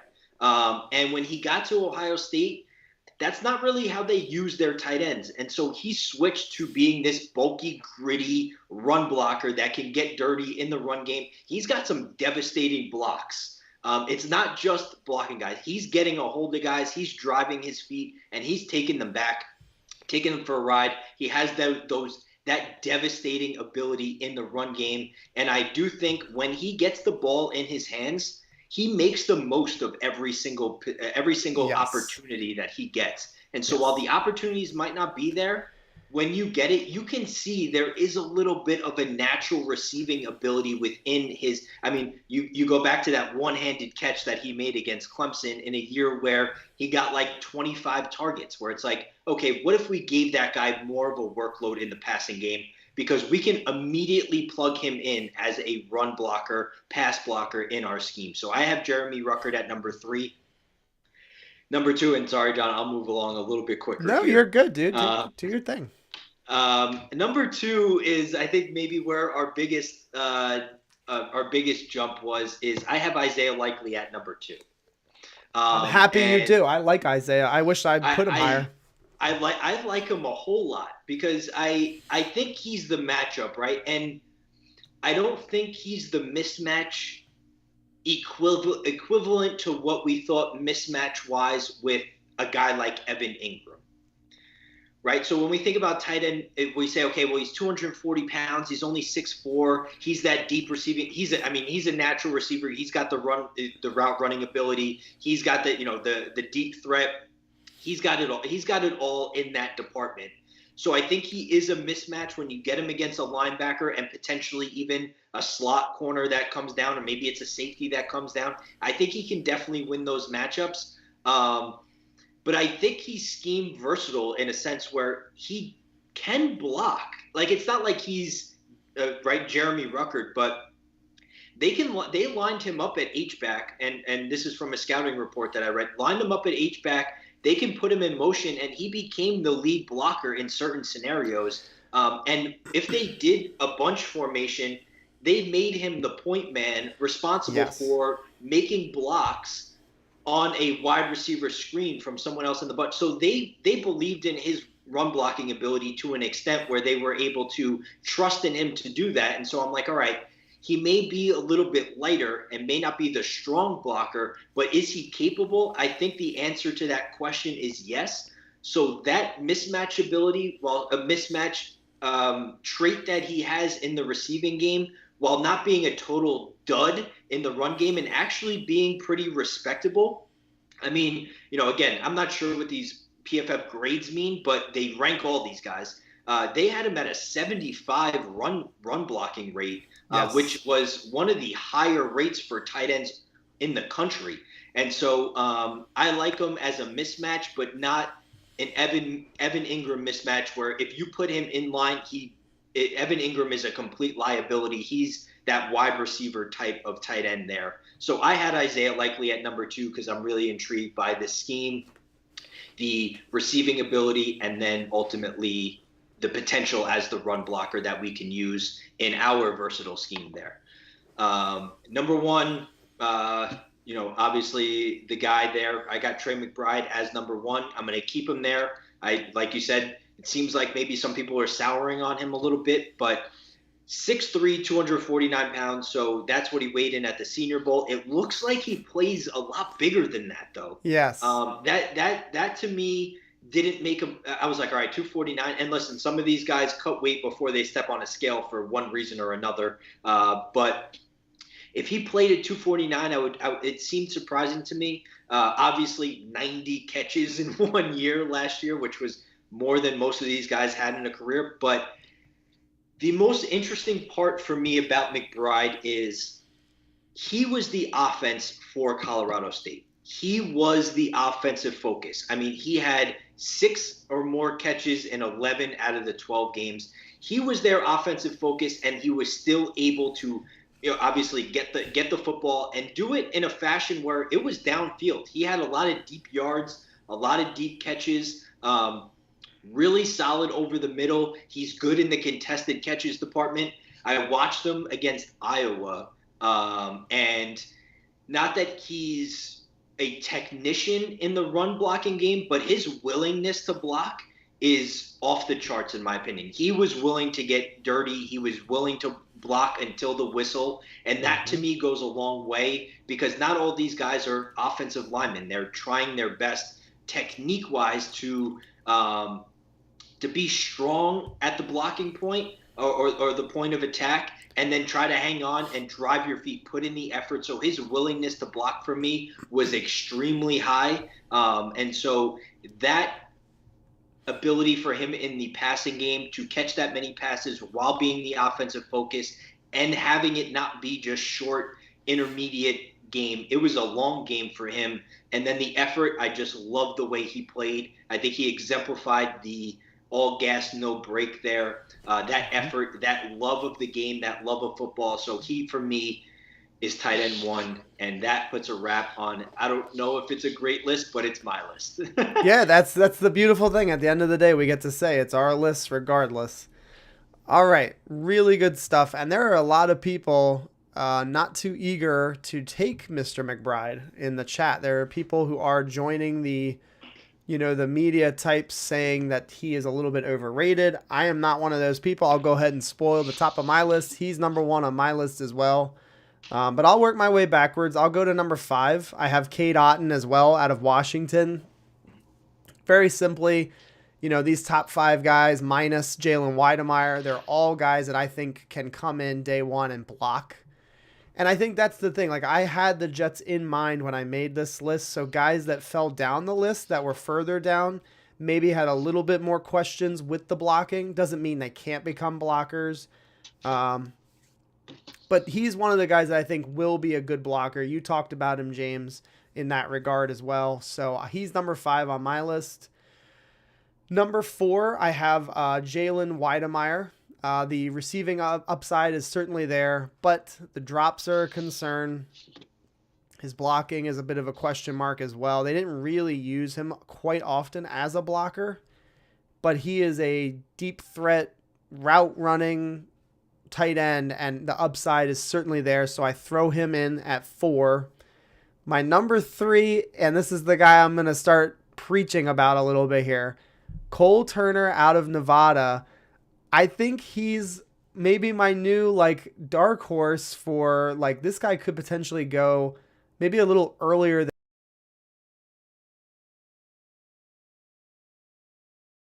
and I watched some film on him and I read a little bit about him. So the first thing was his pass blocking apparently is elite, very, very high level pass blocking tight end. And I get it. You don't want your tight end to be only pass blocking because then that means he's not receiving it. But if he's staying in and if he's blocking, apparently he's at an elite level according to some of the reading that I've done. Haven't obviously watched him pass block, a whole lot, but that's the big thing I'm reading. And the report said that if he were bigger, if he were like 300 pounds, he could be a left tackle and be really good at it. Wow. So the pass blocking is there. His big knocks are run blocking is kind of average, not necessarily like terrible. His route tree is kind of limited as well. But you watch him in the red zone. They are putting him in one-on-ones, and he is winning those one-on-ones. Yep. And I think that the New York Jets need to put an emphasis on getting a guy at tight end. I think McBride can do that a little bit as well, win a one-on-one. I think that Cole Turner might be one of the best one-on-one players in the whole tight end class. And he does what the Bengals did a lot. They would isolate him, and they would just say, go get the football. And he did that a lot last season and a lot in college. So he's one of my favorite players. He's got athleticism. He's 6'6", 246. He can add more weight. He can get a little bit bigger and be, again, one of those guys that maybe he's not the tight end that you're using predominantly in the blocking game, but he can be a real impact player in our passing game. And that's why I'm super high on him. Give Zach Wilson some easy touchdowns, let him throw the ball in at a spot and let the guys go and get the football. Number 2, I have Jeremy Ruckert. He's just a little bit higher on my list than you. You had him at 3. Mm-hmm. And it's all for the same reasons. I think he's going to be one of the better day one blockers in the whole class. And what do the Jets want in a tight end? I think Jeremy Ruckert exemplifies that. He is a great blocker. He does have the upside as a receiver. I think it's all there. And just because the stats don't, show it necessarily does not mean that it's not there. Go watch him catch the football and you see it. It's eye popping. It's eye catching. He can make some ridiculous catches. And then number 1, Trey McBride. And the big reason why he sure was.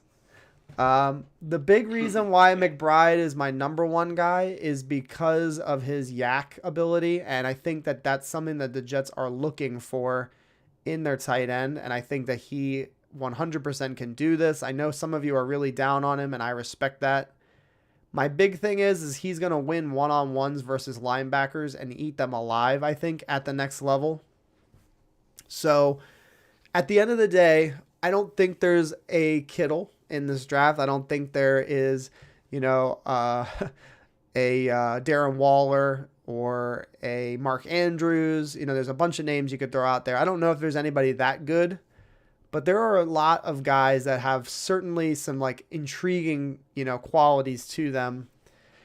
And top to the bottom, I wouldn't be upset with any of these guys. I think they all can play football, and I think they all offer some upside.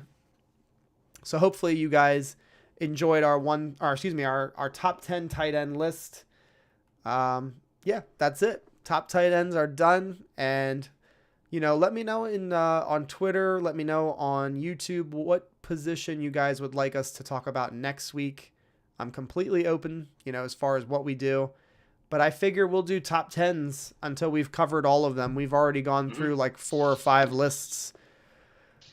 So here's a question from Jared. He says, so McBride, why does he only have 1 touchdown? I'll answer that one first, and maybe you can throw what you think in, James. So touchdowns are, and I hate to compare this to fantasy football, but touchdown production can sometimes be fluky. And year to year, it's not really one of those stats that you can be like, okay, this guy's totally going to be a double-digit touchdown guy. I think about guys like Calvin Johnson when I think about touchdown production, and even actually Julio Jones might be the better example. Sorry, I think that's who I meant to say. But, touchdowns can be weird. They might have a drop in the red zone. They might not get targeted. They may come up short of the end zone by a yard or 2. I don't worry about the touchdown production. I do like the idea that he is a good yards after catch guy. With him being shorter, being 6'3", could he be or may he not be one of those guys that's going to be like fiercely awesome inside the red zone at the catch point? Maybe not. But again, for what we're asking our tight ends to do in this scheme, I don't know. I'm not too worried about the touchdown production. What do you think about it, James? Yeah, I'm not worried about listen, I mean, it's kind of difficult to determine why he only had one touchdown. One of my biggest culprits would probably be, obviously for a guy who had that many catches, and let me see if I wrote down, 90 catches. He was targeted 122 times in 2021 with 3 drops. So he's a reliable, he's not really dropping any passes, basically none at that point.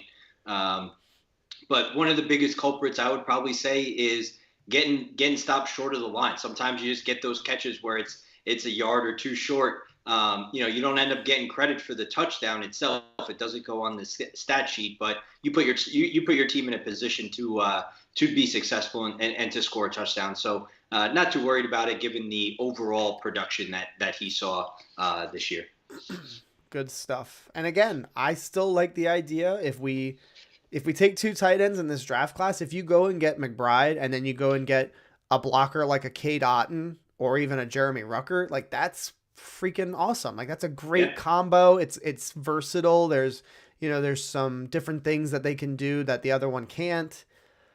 Same thing with, free agent. If you go and you get a blocker like a Max Williams in free agency, go get your receiver, with all that upside. All of our tight ends, I don't think they need to be all 100% A grade blockers. I don't know if that's, realistic that they all be really, really good blockers. So having a little bit of variety is one of my favorites for the tight end room specifically. A lot of people are talking about linebackers, so maybe we'll do a top 10 of linebackers. That could be a good one. A couple of people have already mentioned that one. Running back was also thrown in the list, so maybe one of those 2 for next week. Whew. All right. Let's see, how are we doing on our topics? We're doing beautiful. We have time for a 3-round mock. And nice. that'll be that. We didn't get to do it last time because we had a longer stream. But we'll go ahead and we'll jump to that. Let me switch it up here. And I can make you bigger and me bigger. Still really sorry about the technical stuff at the beginning of the show, guys. I was very much looking forward to having Will on here. Who the heck knows what was going on with the audio there? I have no idea if it was him or me. Unfortunately, it's probably him, right? Because your sound's coming through, my sound's coming through. Yeah. Doesn't seem too likely that it was us, but who knows? Maybe it was. All right, let's get the mock simulator up here. That's Twitter. Here we go. Okay. So we're going to go ahead and we're going to start this draft. I'm going to continue it right now. Cool. And let's take a look at what we got here. Ugh, I hate this. All right, perfect. So Aiden Hutchinson went number 1. Kayvon Thibodeaux, number 2. And Evan Neal went number 3. So we are now back to where we always are, it seems. Having to make a really tough choice at that 4th overall pick. I mean, I don't know if we all need to see the names here. Ikem Ekwonu, Kyle Hamilton, Derek Stingley. I kind of want to try Mr. Ahmad Gardner. We haven't had a mock draft where we've taken him at 4. What are your thoughts on potentially doing that, James? Yes. Short answer is yes. So, yeah, we're not doing that, Grant.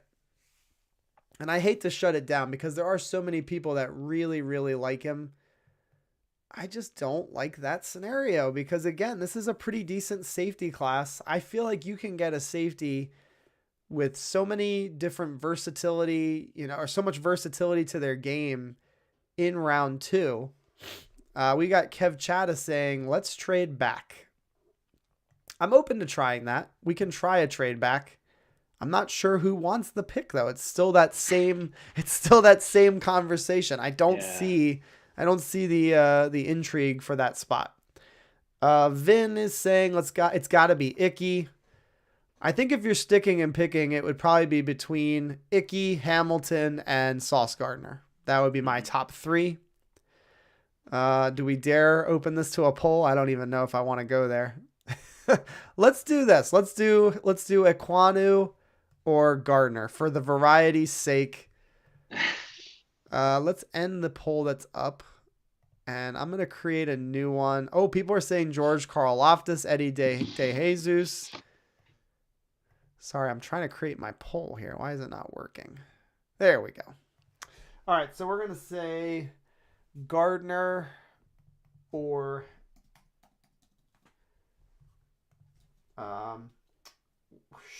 Ekwonu. And since Eddie came into it, he says Karlaftis, so we'll put him in there as well. I'm not opposed to Karlaftis. Why don't you talk a little bit about your thoughts and feelings on Karlaftis, James? Yeah, I like Karlaftis a lot. I think the knock I think is the length that he possesses is on the shorter end. But ultimately, I think he is a lot better of an athlete than people are giving him credit for. The power is there. The relentlessness in the pass rush is there. And so I really like the player. I just don't know at 4 if I'm going number 4 with him, given what we could potentially get at 5, at 4 with Ekwonu, Sauce. I like Karlaftis, but if we don't fill it and he's potentially there at 10, I think that's a better spot for him, in my opinion.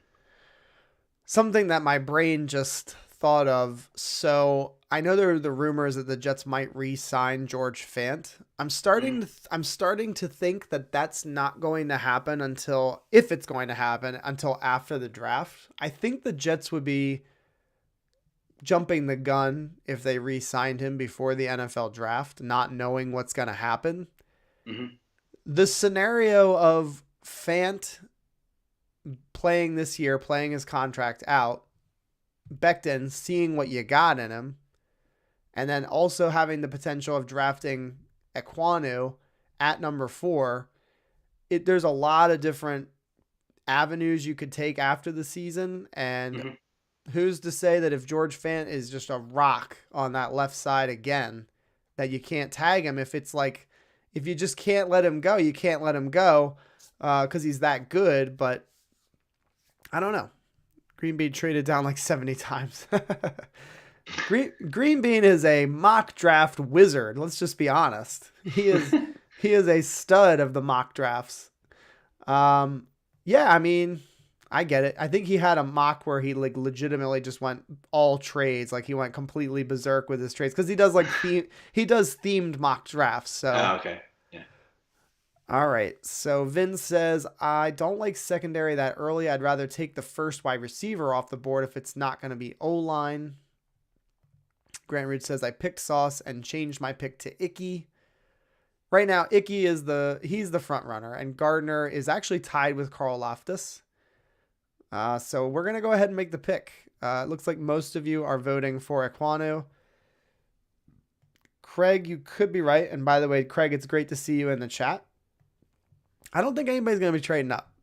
Maybe, somebody wants to jump the football team. Maybe somebody wants to jump the Commanders at 10 to get ahead of them to take a quarterback. But I don't think at 4. I don't think there's going to be anybody jumping the gun for a quarterback there. This site is great for trade downs. There is a fairness meter. Yes, and that's one of the things I liked about it. I think I made it realistic or something. There's an option where you can make it like as realistic as possible. And I think that's the one that I picked. Okie dokie.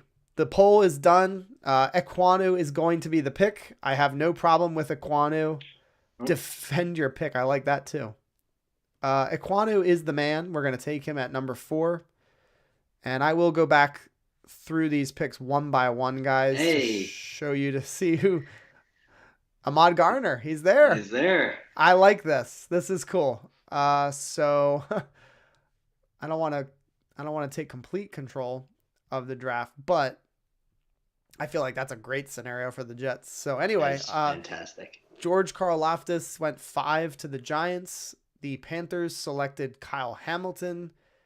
They take Charles Cross. That's a pretty good draft for the Giants to get their 2 linemen there. Derek Stingley goes 8. And then Kenny Pickett went number 9. So Mr. Craig Collins was reading the future with this mock draft. He knew there would be a quarterback trade up. Let's see.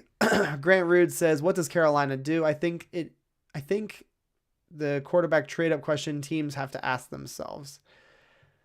Yes. God, they must be kicking themselves for passing on Justin Fields, right? Yeah, really. At least as of right now. If we don't get a wide receiver in free agency or from a trade, we need to draft one. This is the thing. And I feel better about the depth of the wide receivers than I do corner. I'm not saying I don't like the corners in the 2nd to 3rd round, but I feel a little bit better about grabbing a Dotson in the 2nd round if he's going to be there. There's some other dudes too. Let's see. JJ at 10 over Sauce. I like JJ. I got a lot of heat for that in my mock draft. I took him at number 10. People did not like that. Michael Elias, he says, I want Wilson at 10, assuming we didn't trade for a wide receiver. Yeah, we have to assume that the wide receiver position is as is. So let's do a poll, because that's the most frequent thing that I'm seeing right now is the wide receiver versus Gardner. We're going to end the poll. James, what would you do? You would take Gardner, right? And why don't you go ahead and give him a little bit of love, because we know he's your boy. Maybe sing a little bit of praises. Anything that you've been reading or watching lately that you've noticed or heard? Yeah, so he's a lockdown corner. And man coverage, he's super sticky. He's 6'3", 200 pounds. He's going to probably test off the charts at the combine this week. And so for him, he's aggressive in the run game. He's willing to get dirty, to come up and make tackles. Not afraid of contact. He plays with a little bit of swagger. He's got swagger about him. Always playing 100%, 100 miles an hour. But the upside in the man coverage there is incredible, in my opinion. He does have the ability to play in zone. And so for him and for us, I think this cornerback room needs somebody like him. And just a model of consistency over the last 3 years at Cincinnati. I think he would be a home run pick if he's sitting there at 10 for the Jets. There you go. Michael Elias is saying, how does this help Zach Doe? Well, funny thing, they actually talked about that a little bit in their press conferences today. There's more than one way to help a quarterback. I do agree that, having a strong defense actually does help a quarterback. You're less likely to be falling behind, and you're also more likely to get the ball back, faster for your offense to get synced up. That was one of the big problems in 2021, man. And I have a video coming out this weekend talking about this specifically, but basically it was a compounding issue. The Jets defense couldn't get off the field. The Jets offense couldn't stay on the field. And the longer that the offense was off the field, it led to so many, just drives just dying so fast. And I really do think that if a defense had been stronger, it could have helped. And certainly, giving up big leads early in the games. I think that Eagles game is a good example. If our defense had been a little bit better in that football game, we were winning. We were going to win that football game.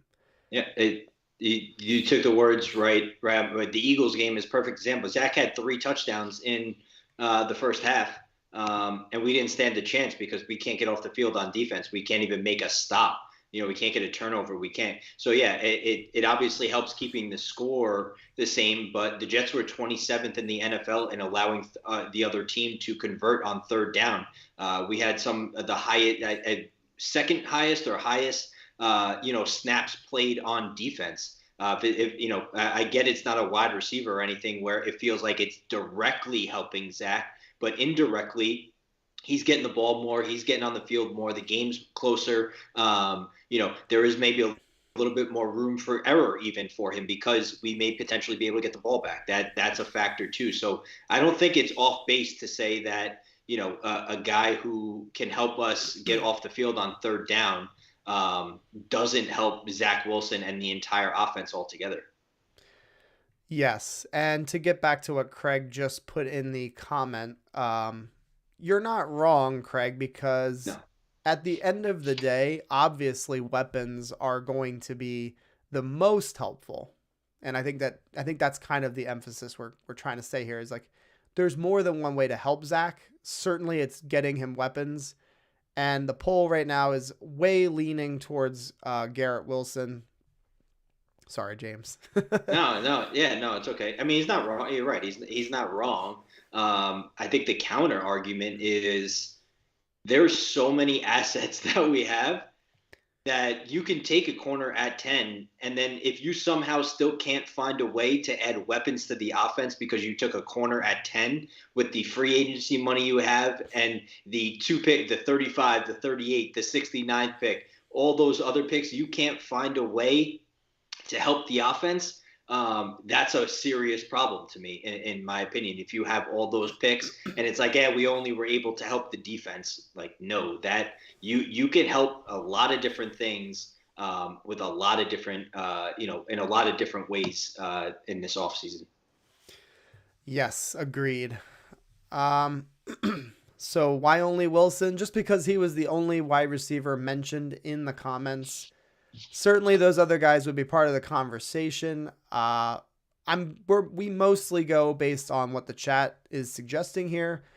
Sometimes I get a little mean and I pick a name that I like, and that's kind of why I put Wilson in there. So no, all those guys would be in play there for sure. For this one specifically, though, I was mean and nasty, and I limited to Mr. Garrett Wilson. All right, Garrett Wilson way ahead. We're going to go ahead and make him the pick. And again, this is a pretty doggone good start to the draft, I would say. You have not bad at all. No. And I think a lot of people, this is like their ideal draft, like going offensive heavy. And I get it. Like we've talked a lot about the defense tonight. But I think adding an offensive lineman and getting a wide receiver, you can't really complain with the idea that they are making a serious effort to improve that offensive power.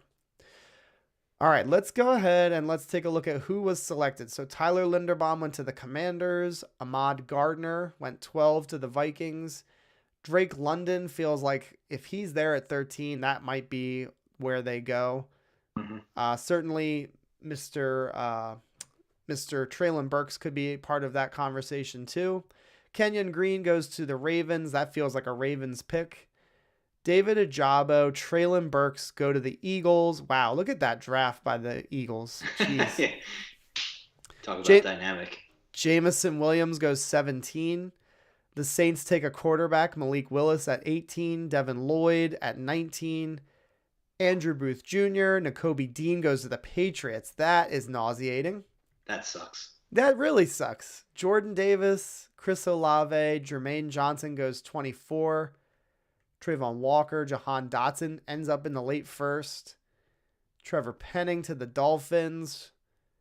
Zion Johnson goes to the Bengals. That's a hell of a draft pick for the Bengals.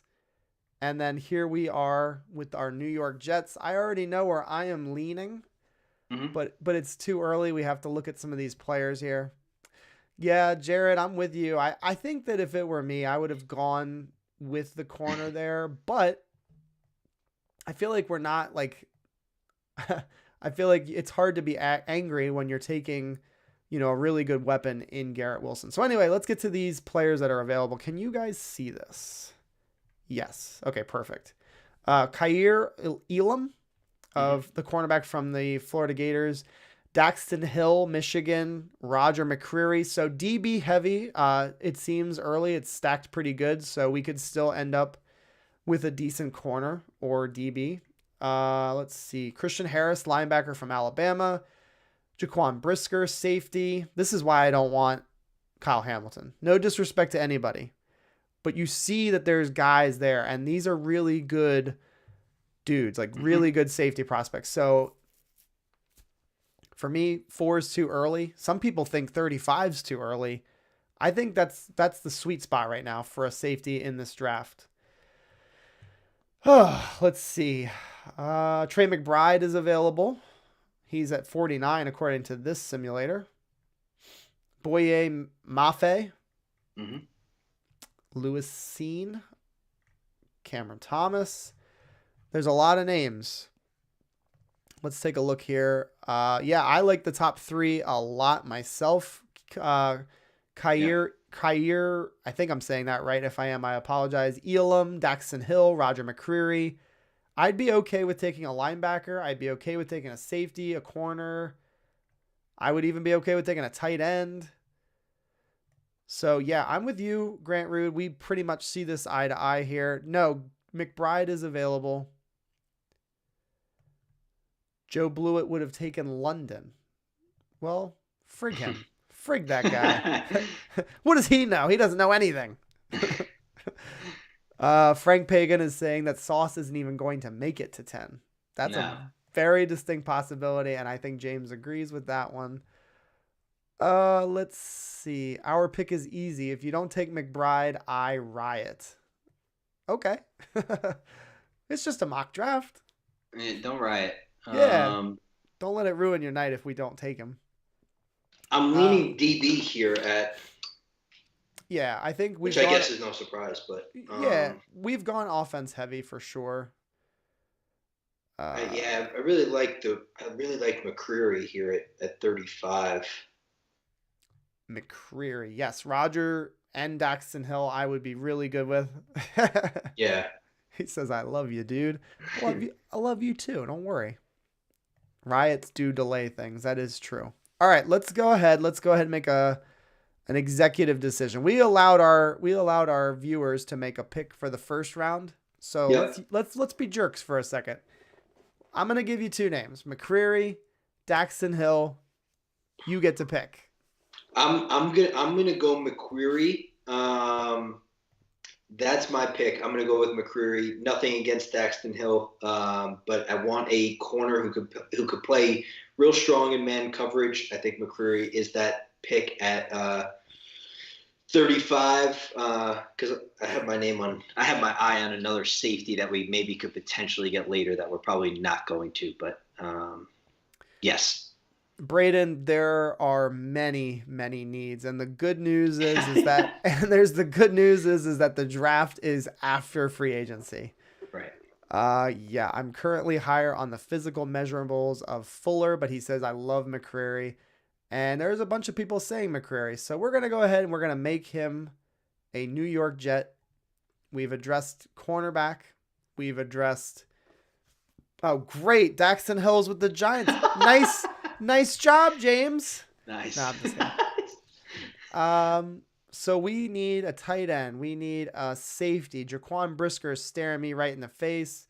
We need an edge rusher. We need a linebacker. We will look at all of the positions right now, Frank. Don't you worry. All right, let's go through each one real fast. The running backs have not been selected. Wide receiver, David Bell is available. George Pickens is available. John Mechie, Wandale Robinson. Tight ends. I don't know if one has gone yet, actually. Nope. So no tight ends. It's a deep class. It's not necessarily a top-heavy class. Trey McBride is available. Isaiah Likely, Jalen Weidemeyer. They're all there. The edge position, Drake Jackson, Boye Mafe, Cameron Thomas, Kingsley Egnigbar, Arnold Ebiketie, Sanders, whom we just hired their defensive line coach. I don't know if you knew that. Yep. Right. Yeah. He became our assistant defensive line coach today, right? Yes, so that's pretty cool. I don't know if it means necessarily they're going to go my G Harris like early or my Jai Harris, however you say it. My Jai Harris. Jeez. Sanders. Sanders. Thank you. I'm exhausted. Right. Yeah, it happens to the best of us. Yes. The linebackers, Christian Harris is available. Quay Walker, Chad Muma, Brandon Smith, Damon Clark is available. Leo Chenal, he's a pass rusher. I don't know if he's a 4-3 fit, but he's a guy that a lot of people are really high on. Yeah, he is. And we've got Jaquan Brisker. He's the only one that I would consider here at the safety spot. Mm-hmm. We could look at the defensive line as well. There's Perion Winfrey, who is available. That's an intriguing name to me. Yes. You pair a guy like that. I mean, obviously, we're kind of going off the Senior Bowl, which isn't the whole entire story, but if you can get someone, that can play potentially like him and put him next to Quinnen Williams on the inside there, I don't know. That's a pretty intriguing thought process to me there. There's a lot of names that, we can go a ton of different routes here. We can go, like, if we sign Marcus Williams in free agency, and we get, a guy like McQuarrie in the second round, knowing that you have to basically get 2 new safeties, and Marcus Williams is the center fielder. Do you go ahead and you select a guy like Brisker who can come in and play that box level type of safety as well, and also has some ball skills as well? That's kind of intriguing. You kind of remake the entire secondary where it's McQuarrie, Marcus Williams, Jaquan Brisker, Bryce Hall in the secondary. That's kind of interesting to me. Yeah. Lots of speed too, which is very nice. Yes. All right. I'm thinking Boye Mafe as an option, Perion Winfrey as an option, McBride as an option, and Brisker. Does that sound fair? That's fair. For sure. All right. So go ahead. I'm going to do no poll because I'm just too tired to make a poll. Why don't you guys let me know who you want of those 4? Brisker is an option.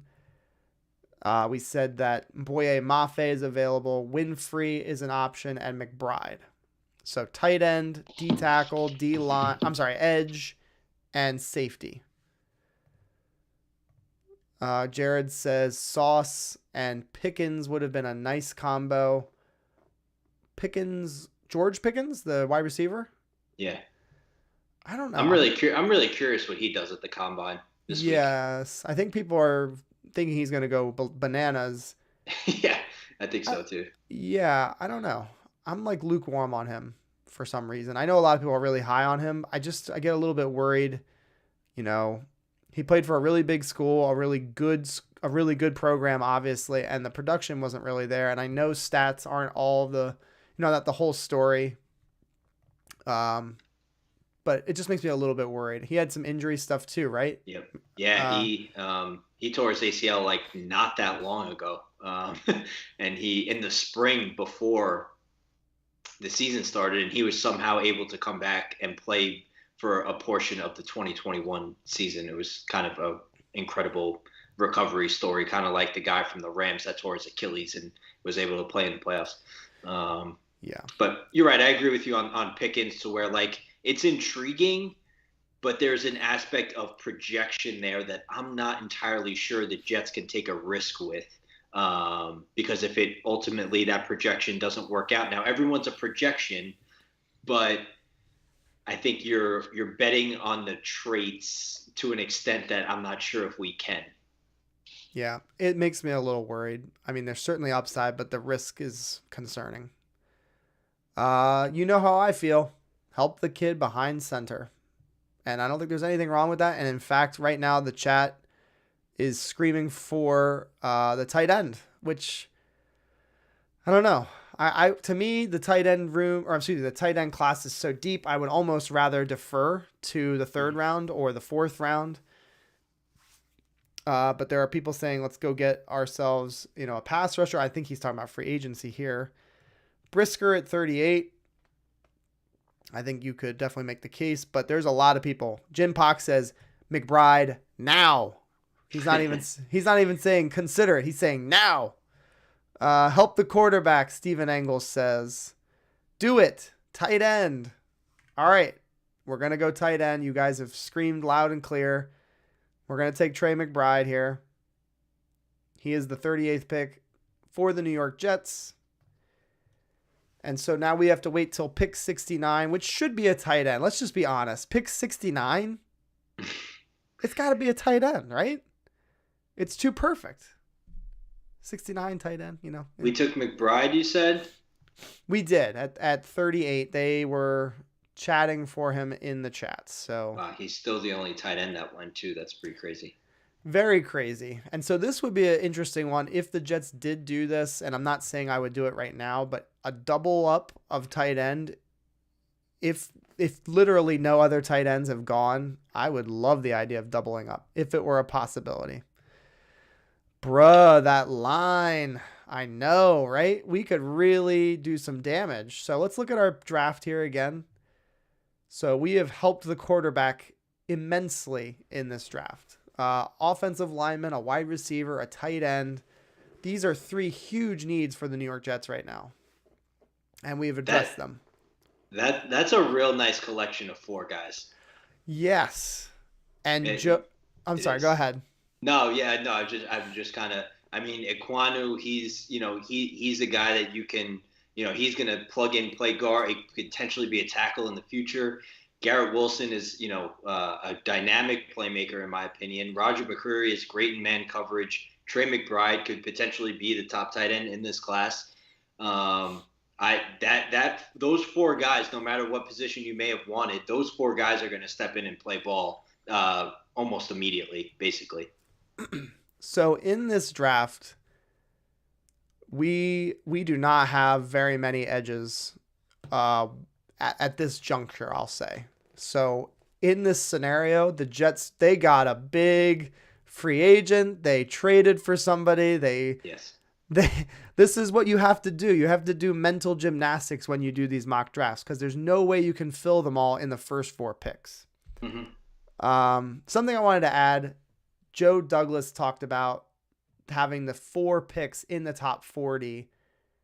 The way he says it and the way he describes it, they need to be playmakers, like big time players and these are guys that they are counting on to go along with Zach Wilson, Elijah Moore, Michael Carter, Elijah Vera Tucker. These are guys that they're counting on to be the foundation of this Jets, team that we want to become a really good football team. We want to be one of the best teams in the AFC. And that's what they're banking on. That's what they have to bank on is they have to crush these 4 picks. They have to. Should have been Mafe. That's kind of what I was saying. I would have passed on tight end. I would have waited.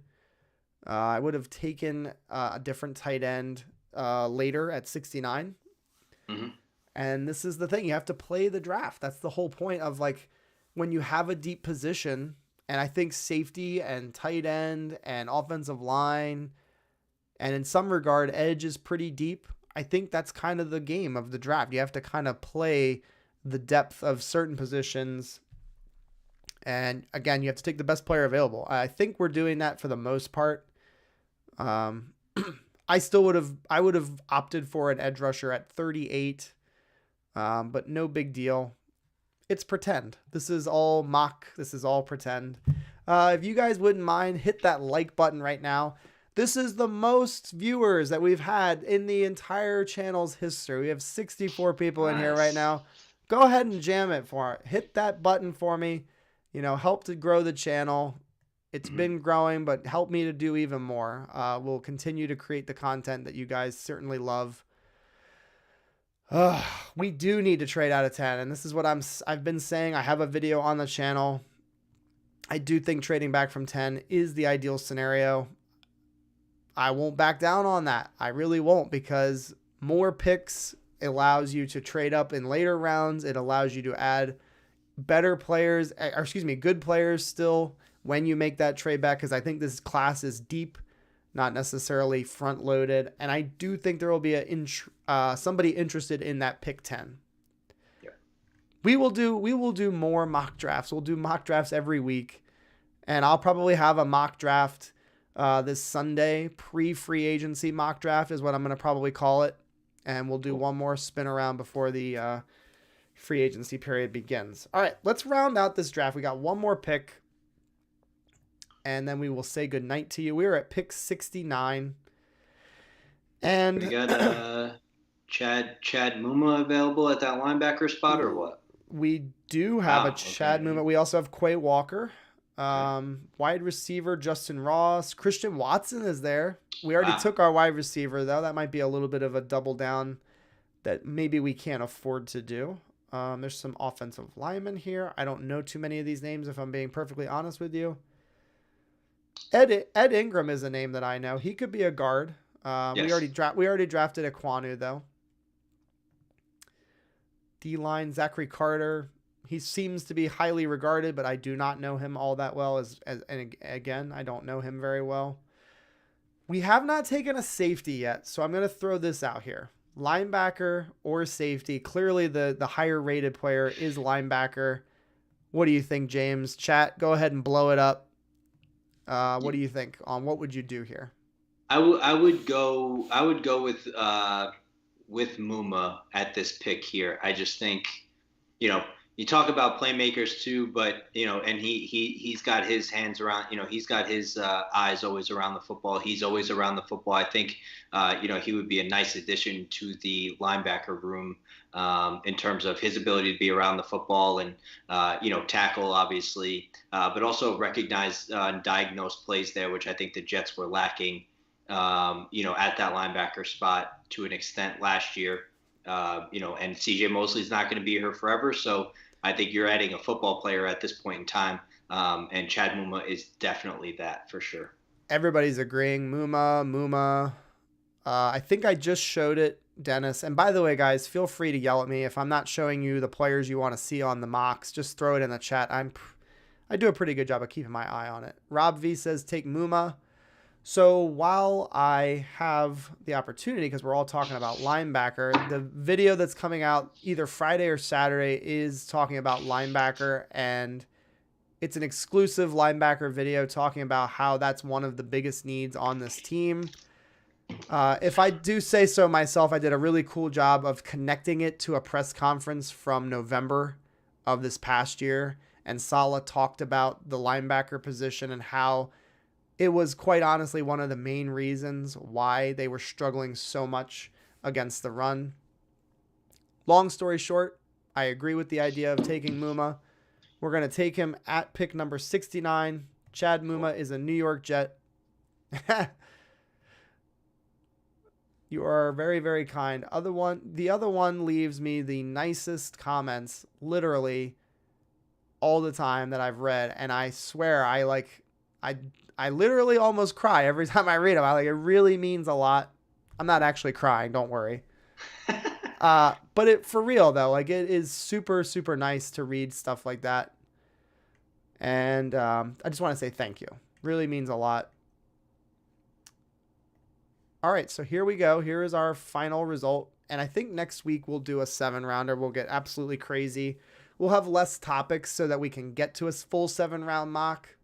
Right. But here we go. We got Ikem Ekwonu at number 4, Garrett Wilson, Roger McCreary at 35, Trey McBride at 38. I wish we had flipped it and maybe took an edge at 38, taken a tight end at 69, but I'm not complaining because we've got a linebacker I feel really good about at 69. Real men do cry. You are 100% right. Thank you very much, guys. What tight ends are still available? I don't know if I can actually look at that. Yeah, we can see. Trey McBride went, and then I saw Jalen Wademeier's name go towards the end there. I'm scared. Yep, there he is with the Colts. Yep. I don't see anybody else. And to be fair, that could be how it plays out. These guys that were we were saying how McBride might be on the slowing down as far as like, where they think he's going to go. Maybe that's the reason people are going to pass up on some of these tight ends because they know how deep it is. Yeah. And I really mean that when I say that. Of those 10 that we talked about, and even the ones that you mentioned, I just want a guy with upside and who's going to help our running game get going, who's going to help the passing game get going. David Bell is a guy I really like. Some people are not as high on him. I like him a lot. Thank you very much, Craig. Really appreciate that. All right, so that's going to be it. That's episode 44. It was supposed to be a Will Parkinson episode. I'm going to reach out to him and tell him he's not kicked off. He can still come back. If you were looking forward to watching Will tonight, I do apologize for that. There were some technical difficulties. Will is literally at the combine, so he is there, doing his thing for his content that he creates. So hope you guys enjoyed the show. Looking forward to doing next week. James, got anything you want to say as we wrap up the show? No, it was a good night. I love the tight end rankings that we had tonight, and really nice collection of draft picks there for the three round mock draft. So I'm pretty hyped about that. I will say this is one of the best mocks we've done so far. I think overall It's pretty balanced, defense, offense. I think it's pretty doggone good. So thank you very much, Michael. Really appreciate it. You didn't even riot, man. You didn't riot. Although I guess we did what you wanted, so that's why you didn't riot. All right, that's going to do it. Thank you guys so much for watching Jets Today. Episode 44 is in the books. We'll see you guys next week. Have an awesome rest of your week. Hope you guys check out the channel's content that's coming out starting on Friday. Go Jets. Have a great night. A word from my daughter. Peace. See you guys.